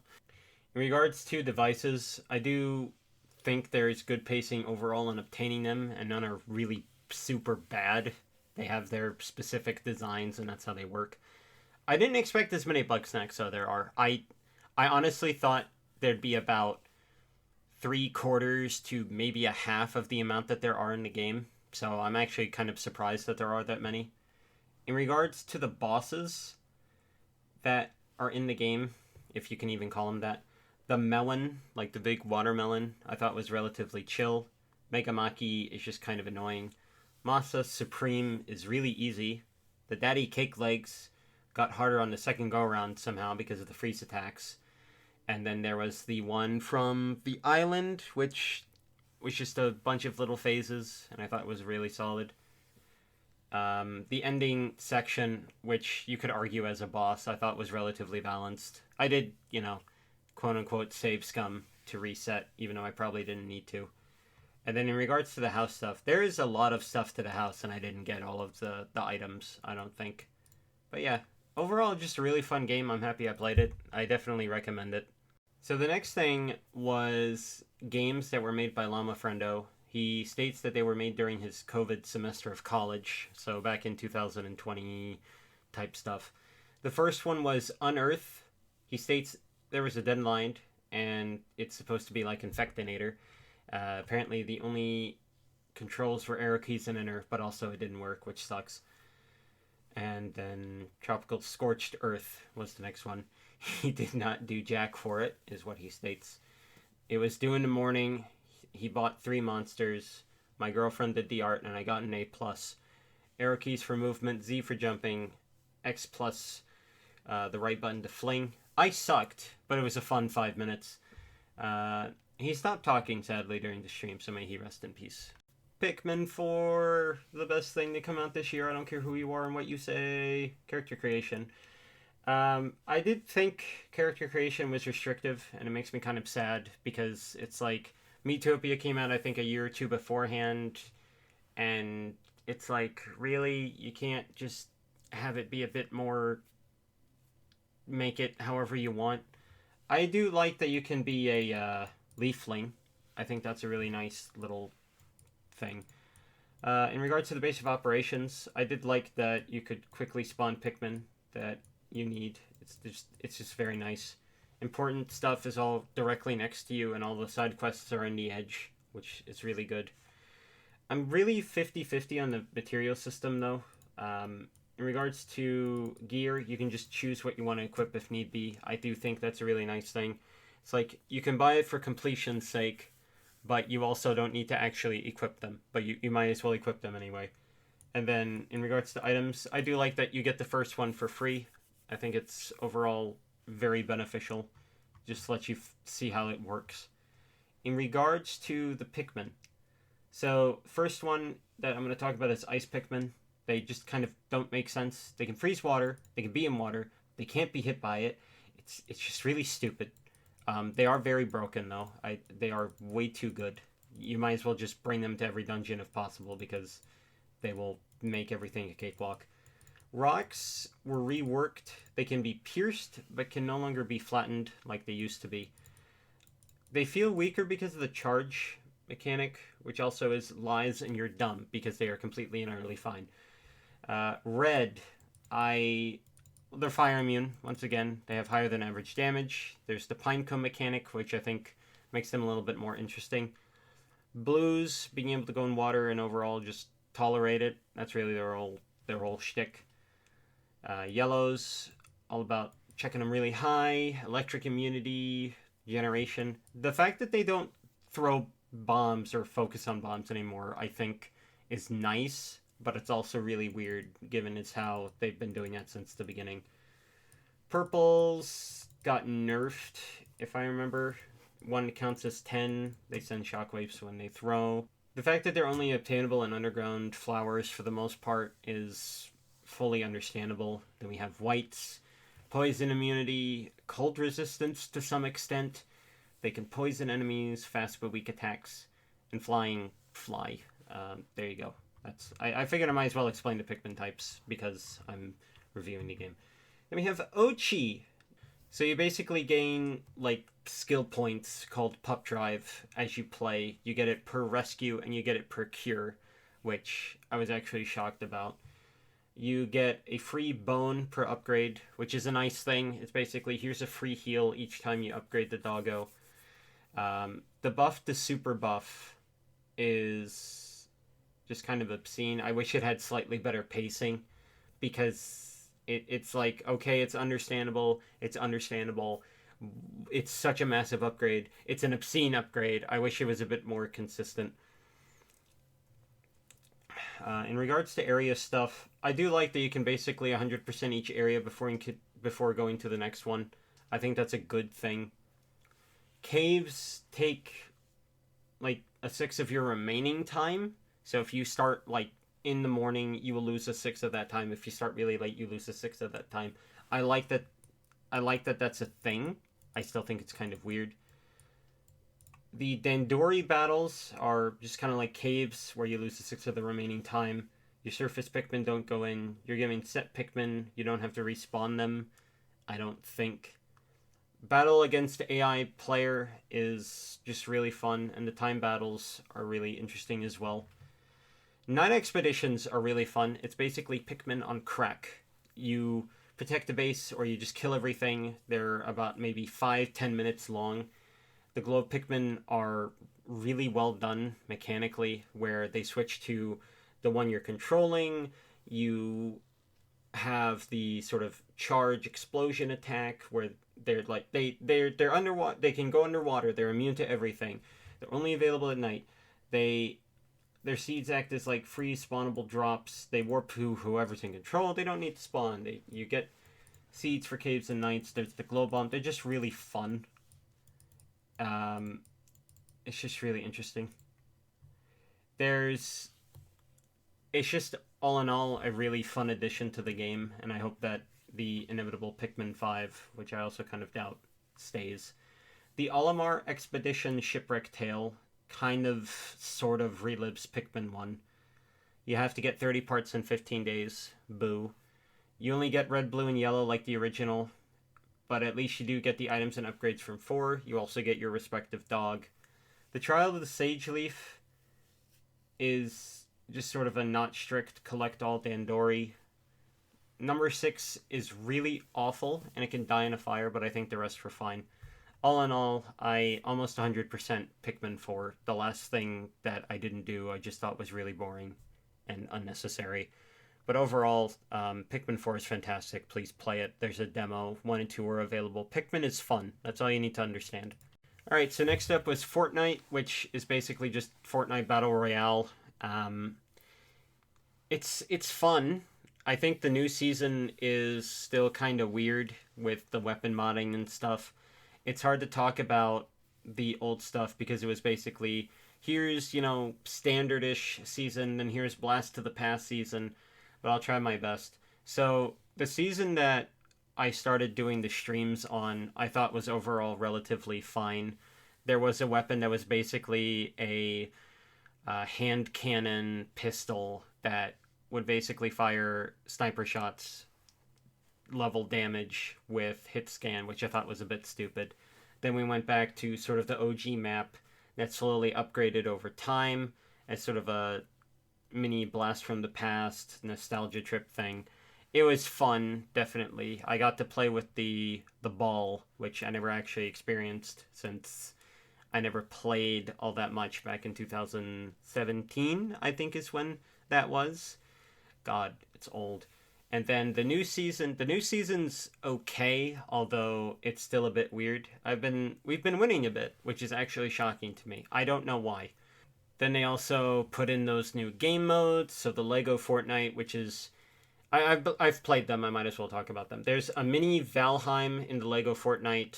There's the Rocket Racing, which is basically a sort of mix of Rocket League with it being a racing game. And then there's the 2 music ones. One is like a proper rock band thing, which goes through the copyright protection that you can set up on your account. And then there's the other one, which ignores the copyright which does actually dictate the copyright protection. It's very inconsistent. I don't know why. In regards to streaming, we'll probably only stream the normal Fortnite stuff, maybe Rocket Racing. The Rock Band Music Festival live thing will never get touched because obviously it is just copyright, and yeah, it's not happening. The normal Fortnite will get played though. Okay, next up is Battlebit. So take Battlefield, make it $15, lower the art quality, boom, there you go. I don't know if we're gonna keep playing it, but I don't hate it. I wish I could get the Beetle, but that requires me to play a crap ton more, and I kind of don't have the time sometimes to actually sit down and play games. But it's fun. It's just a nice game to chill to. Alright, so next up was Darkstone, which I gave up because I am a man-child who lost like 40 minutes of progress that felt like a torture chamber level chore. So, yeah. It's so dark to where you need a torture light spell, which is very annoying because you can only equip like 2 magics at a time. Skills need to be equipped to be used, and one of the skills I had was basically a 5-second buff. Mana regen is really slow. Melee combat just seems like a bad idea. Enemies hit really hard, even though it feels like they shouldn't. The next difficulty is like level 20, but I'm in my early 20s, not even halfway through the game, and everything just hurts. The dungeon questline was kind of idiotic. Run down farther floors to get statuized, to run back up to fill statues, to run down again to do a statue puzzle, to fix a bridge, to continue on in the game. That was like the last dungeon I did. And then respawning mobs is BS, and it tilts me a ton. That you should not have respawning mobs in an action RPG, in my opinion. I gave up for just a lot of salt and tilt. You don't understand how much it sucks to lose 40 minutes of progress in that dungeon because I had to redo the entire dungeon because I didn't save properly, and I don't want to touch it again. Shadow of the Colossus was next, and I actually really don't want to talk about this game too much simply because I feel like talking about it would spoil a lot of what it is, because it's basically just a bunch of boss fights, basically. So talking about it would kind of kill that. I am only going to complain on one account, which was my PS3 controller not being nice to me on the last fight. That made it really painful in AIDS. But the one thing I will dictate is I do think the game's pacing is really well done for what is effectively boss fights. I do think some of the bosses are a lot harder than others. Some are relatively annoying.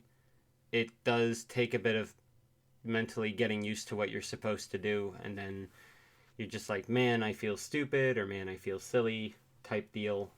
In comparison to Ico, I do think this game is better, not only as a game, but as a story, because it can kind of understand what's going on, where the first game is more just probably better as a film than anything else. I am going to try to play The Last Guardian at some point. That just requires me to get a PS4 or PS5. So, yeah, the only small complication, actually trying to get the console that the game is played on. Alright, so next up was a game called Spyborgs, which I just wanted to fully extend the stream for, and it was, I think, one of the few rare times that I'm ever going to extend the stream. This was a game that I had bought as a kid because, oh man, spy cyborgs and robots, and oh man, me as a child loved this. I never finished it. I kind of understand why. I don't think the game is terrible, but it's not great either.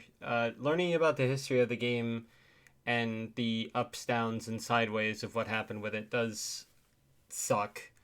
But when it comes down to it, at the end of the day, this is the product that released, and it's not great. It's not terrible, though. It's not the worst thing to come out on the Wii, but it's definitely not the best thing to come out on the Wii. I wouldn't recommend it. Okay, Blinks the Time Sweeper. Oh, man. I thought I was going to like this more. I really did. I thought I was going to like it more, but God, the game is kind of annoying sometimes. Having to switch like elemental vacuums to deal with the annoying elemental enemies. The final boss of the game is effectively a boss rush with some really aggravating and BS mechanics. It's like, ugh.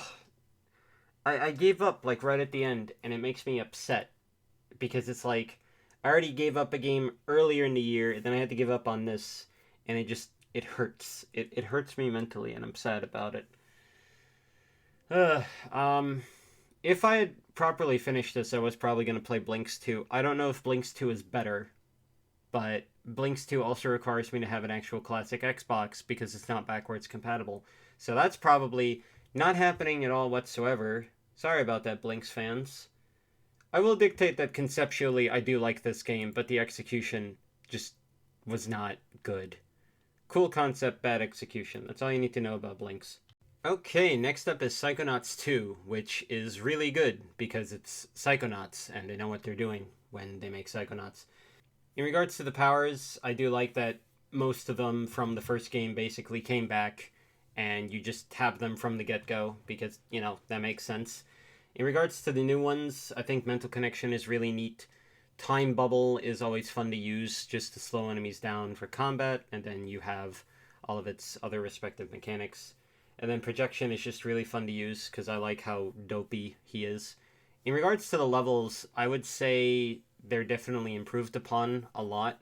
They feel a bit more unique and vibrant, which was always one of the really big things with Psychonauts, that all of the levels feel really fun and different from each other.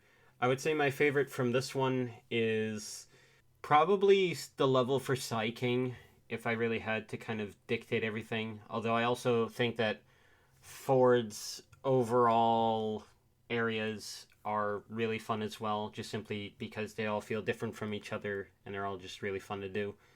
All in all, I think that this is just an improved upon game from the first. Though I am going to complain on the ending because I really found it very aggravating that it just sort of ends and it feels like there should be another, good amount of time on stuff that gets talked about and it just never does. And I find it incredibly aggravating. But overall, just a really good game, and I think people should play it. Also, play the first one. I gotta play the VR game, but I don't have a VR headset. At some point, maybe I will. Alright, so then there was the one stream of F-Zero 99. I'm probably gonna do a second stream, or just a stream next year. I'm not entirely sure. It all depends on if the game updates. I am not a big F-Zero player. I think this is the really only time that I've properly played F-Zero to any extent. But it was fun, although I do also wish that you could properly group with friends and play with them at the same time instead of just being in different matches almost all the time. I thought it was just kind of sucky that the game is set up like that.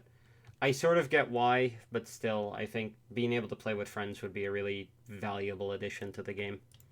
Okay, so the next one is Raise the Dead, which is basically sort of mini levels of Pikmin, which I think is conceptually a good idea.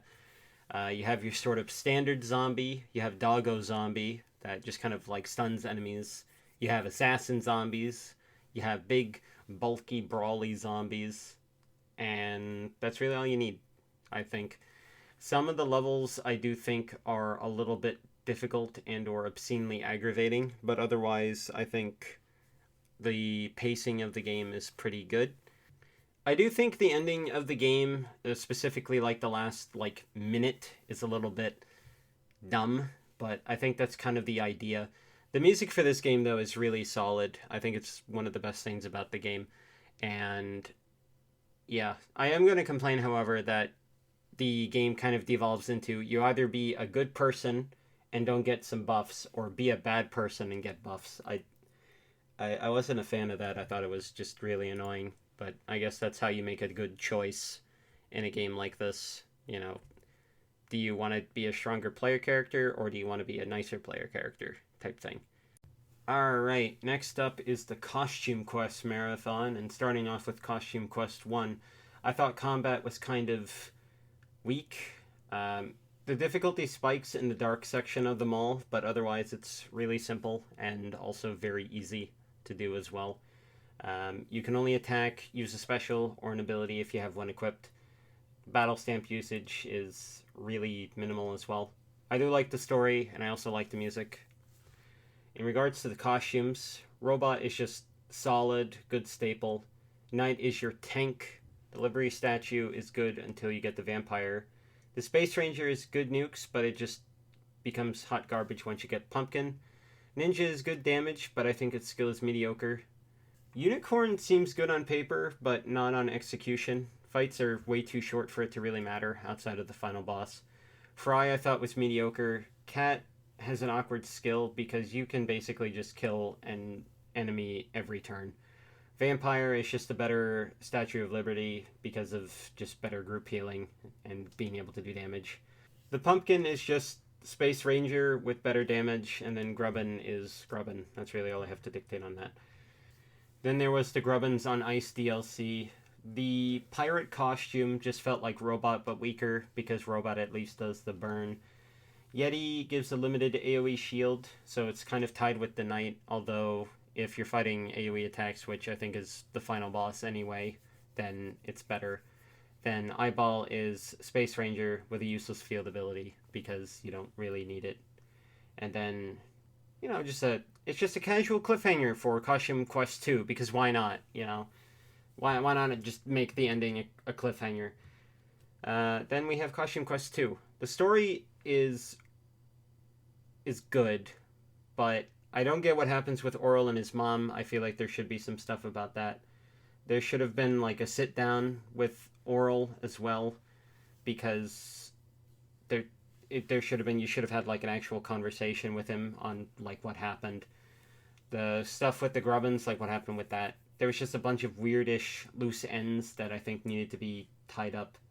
And then the Halley's Comet stuff, I think, is just a nice little homage to everything.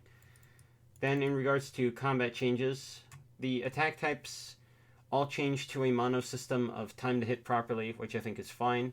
I like the combo system as well. Defending now requires time-based instead of just pressing a button, which I think is fine. Countering, I think, is very cool. I think it's been improved. Specials aren't available like after 3 turns, but can be instead just saved in between battles, which I think is really nice. Health, not full healing from battles, I think really sucks, just simply because it does slow down the pace of the game a little bit. And I don't like the fact that player stats are lower and enemy stats are higher compared to the first. It just makes the game feel a bit slower, which I kind of guess is the point. In regards to costumes, the stat buffs are practically nothing and are just kind of garbage.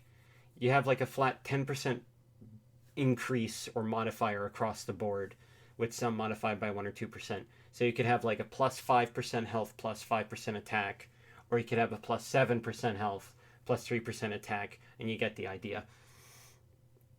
In regards to the actual costumes, the superhero I think is okay. It gets switched out for better attackers.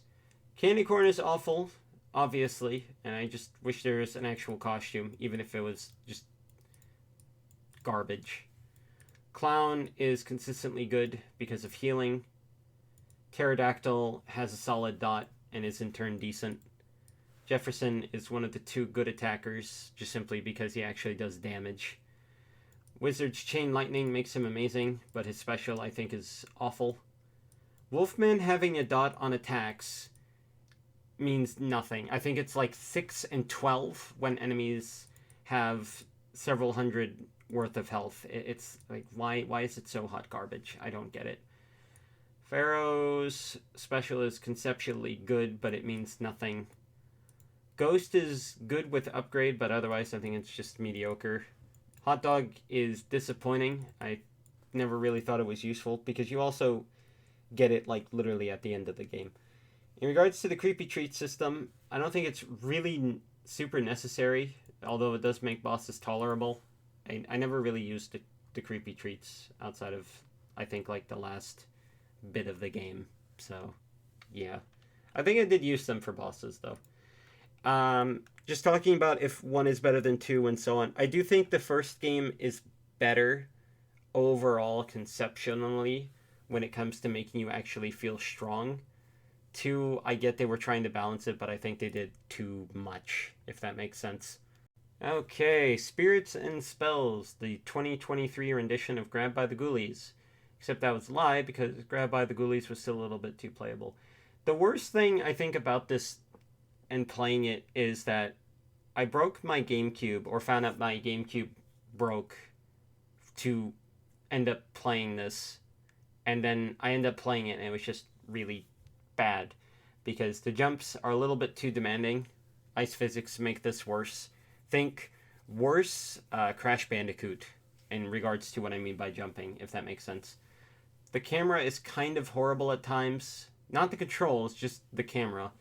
Might end up seeing through walls or not giving proper angle for jumps. this with the ladder makes it a very bad platforming game.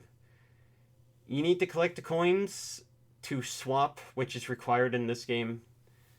I kind of gave up because, quite frankly, the game was a bit taxing. I couldn't take it. You know, as stated earlier, this being the found out your GameCube's dead game doesn't help either. Timmer complained about sound effects. Timmer was here. Hi, Timmer. How you doing? All right, World of Horror. So I kind of didn't explain this very well when I had stopped. I don't think the game is bad. I just played it way too much. So it doesn't help when you play a roguelike too much in small succession. Anyway, hey idiot, the devs point out circles you need to go to do progress in mysteries, which the fact that I saw a lot of gameplay of this game before playing it and I just completely decided to forget about that makes it a lot worse because I'm just dumb. Sometimes you will just get shafted and lose almost immediately, which is kind of the point of roguelikes. I think it's more disturbing than horror to me, although, to be fair, I did see gameplay of it. But that one jump scare thing made me sad that I reacted to it. The bow and clap gimmick, I get why it's different each run, but I still get annoyed by it. Another thing is, this is more roguelike than roguelite, which I know barely means anything to a lot of people, but still. Just kind of talking about characters. Kiri is a spellcaster. Library notes are bust, possibly. Aiko is a thief, you just stab enemies like 30,000 times. Haro is a fighter, but the cigarette gimmick severely cripples him, and it's annoying. Mizuki is a bard, you're very dependent on allies. Kuji's the quote-unquote archer, I think his perks are mediocre. Mimi's a warlock, her perks and events are fun, but stupid, and she starts with a weapon, so that makes her pretty decent. Miku is a berserker, or a carry, in terms of weak early but strong late because of how her gimmicks are. And then Jerry is hard mode. You can level really fast, but once you can't, it sucks a lot. You have a lot of reliance on RNG. I just think it's kind of easier to explain the characters based on like RPG classes because I feel like it works for how this game is. In regards to the gods, Kathak or the Spider God's gimmick, I think is meh, unless you're on a high difficulty. Ithodu, I think, is balanced. As is a joke, from what it feels like for almost everybody. Goizo hurts no matter what, but it's also RNG dependent. And then Zektast is balanced, but RNG dependent. In regards to mysteries, I'm not a fan of the ones that restrict exploration, like the Vigil, the Village Festival, the School Scissors, and so on. The ones that force movement, like the Plant Guy and the Speaker Mansion, are annoying, but fine. Overall, I think it's an okay game, but I don't know if I'm going to be playing more next year. Time will tell, though. Then there was Zombie Army Trilogy, which I did want to try to make a second stream of, but to be fair, I did kind of suck at the game. The secondary weapons are kind of garbage. I get why, but also they're really bad. The elite enemies, aka the jumping snipers that jump around like nuts, and the gun-wielding heavies that take 80,000 shots to kill are really annoying. Like, why do they gotta take so many headshots with the heavies? Glitches I thought were kind of fun. By that I mean not really. And I do actually want to play the Sniper Elite games properly one of these days. I don't know when, though. I do like this, like, concept of being a, like, forced sniper character. So I actually do want to try to sit down and play them. So for Halloween, I played Mortal Sin, which I was actually going to try to do earlier in the year. But it's really fun. I really should have played it earlier. I did play its demo from an X-Fest, I think, from last year. But I don't think I ever streamed an X-Fest at that time. So, yeah. The jump scares or the horrors are still annoying, but at least they're properly dodgeable. I also didn't think that they would actually make you take damage. Some classes felt really weak, but maybe that's me. And the gold gain is not enough. Like, god damn, you do not get enough gold in this game. It is way too slow of a pace. Fun game, though. I should probably play more next year, probably around Halloween time. But who knows? It's going to be one of those games that maybe I only play for a few days. No idea. Okay, next up was Super Mario Brothers Wonder. It's very good.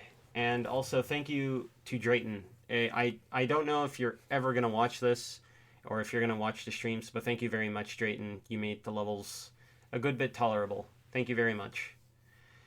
Music in this game is really well done. I think my only complaint is the final boss's music, because I thought it was too quiet and I couldn't really hear it. I did listen to it properly, and I do think it's good, but I just could not hear it properly at all. In regards to levels, I think the standard levels don't feel too similar to each other, which is a good thing. Actually makes them feel unique and flavorful. The badge levels, I think, are fun little challenges, just focusing on the gimmicks and mechanics of the actual badge. The break levels are short and sweet, just fun, chillaxing areas that don't make you think too much. And then the boss levels are disappointing because of how the bosses are. And speaking of the bosses, Bowser Jr. with a specific mechanic, it's kind of meh. Ship Factory, where you press a button, that's really bad. And then Bowser's 6-hit and press a button BS. Sort of a slog, and as I stated, the music doesn't do anything, but at the same time, the music was very quiet for me. In regards to the power-ups, the Fire Flower Crouch Projectile is a nice quality of life change. It's really handy. Bubble's really fun. Insta-giving certain enemies is fun. The platforms are very nice to have. Drill feels disappointing because you can't wall drill. It's only the ceiling, but it's fun otherwise. The Elephant, wowie zowie. It's the weird power-up, but it's fun. The trunk just does a lot. And then for the Wonder copies, the Goo Ball is fun. The Hoppy Cat, I think, is kind of meh. The balloon confuses me. I don't get how you actually move in that. The Spike Ball is just fun. And then when you're the Goomba, it's kind of tense. In regards to character stuff, in regards to all of them playing the same, it's not really common for them to have unique gameplay styles. It was only used for Super Mario Bros. 2 here in the US, and then 3D World. And 3D World was, once you get Rosalina, every other character sucks for the most part, because that's basically how the game was. So, yeah. I also think it cripples game design with unique characters. Either the speed character gets no levels built for him, or he does, and every other character does nothing in the respective speed character's level, and so on and so forth. I think having the characters feel balanced and consistent in a platformer is just better.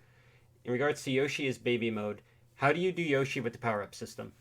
Like, what dictates Yoshi compared to Super Yoshi compared to Yoshi with the Fire Flower? Do we use Baby Yoshi, who is basically useless in every single game that he showed up in?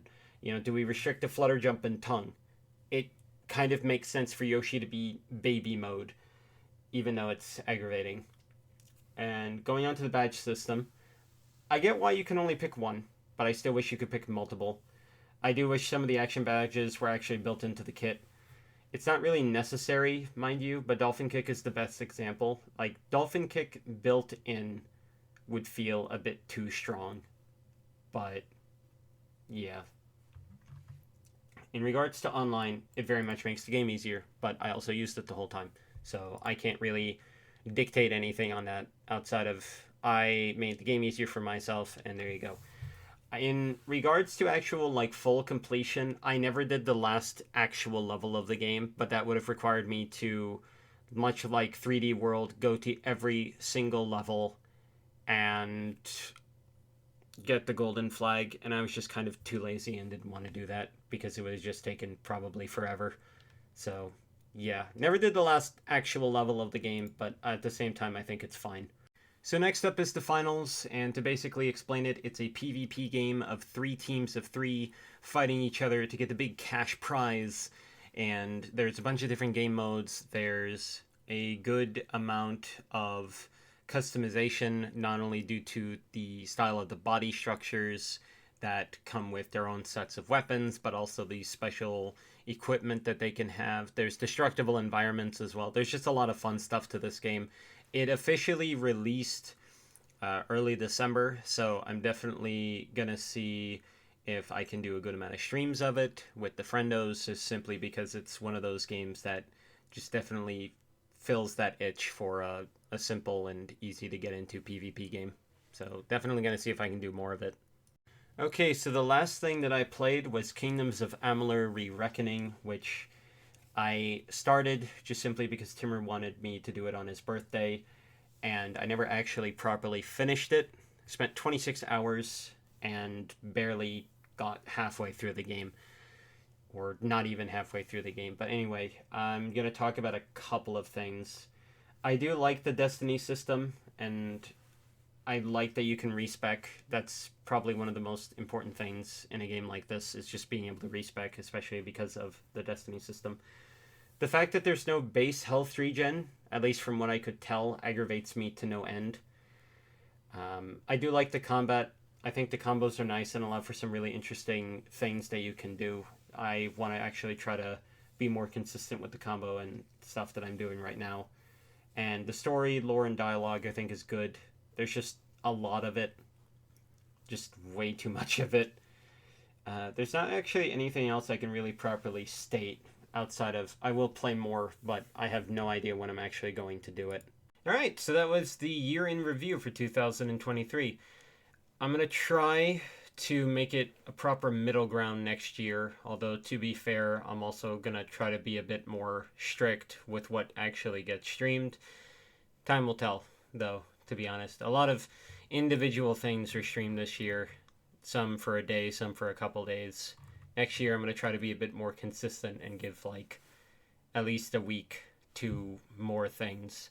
Time will tell, though. So, with that said, I hope you all have a good rest of the day. I hope you all have a good rest of the night. I hope you all have a good rest of whatever. And I'm going to go, and until next time, goodbye.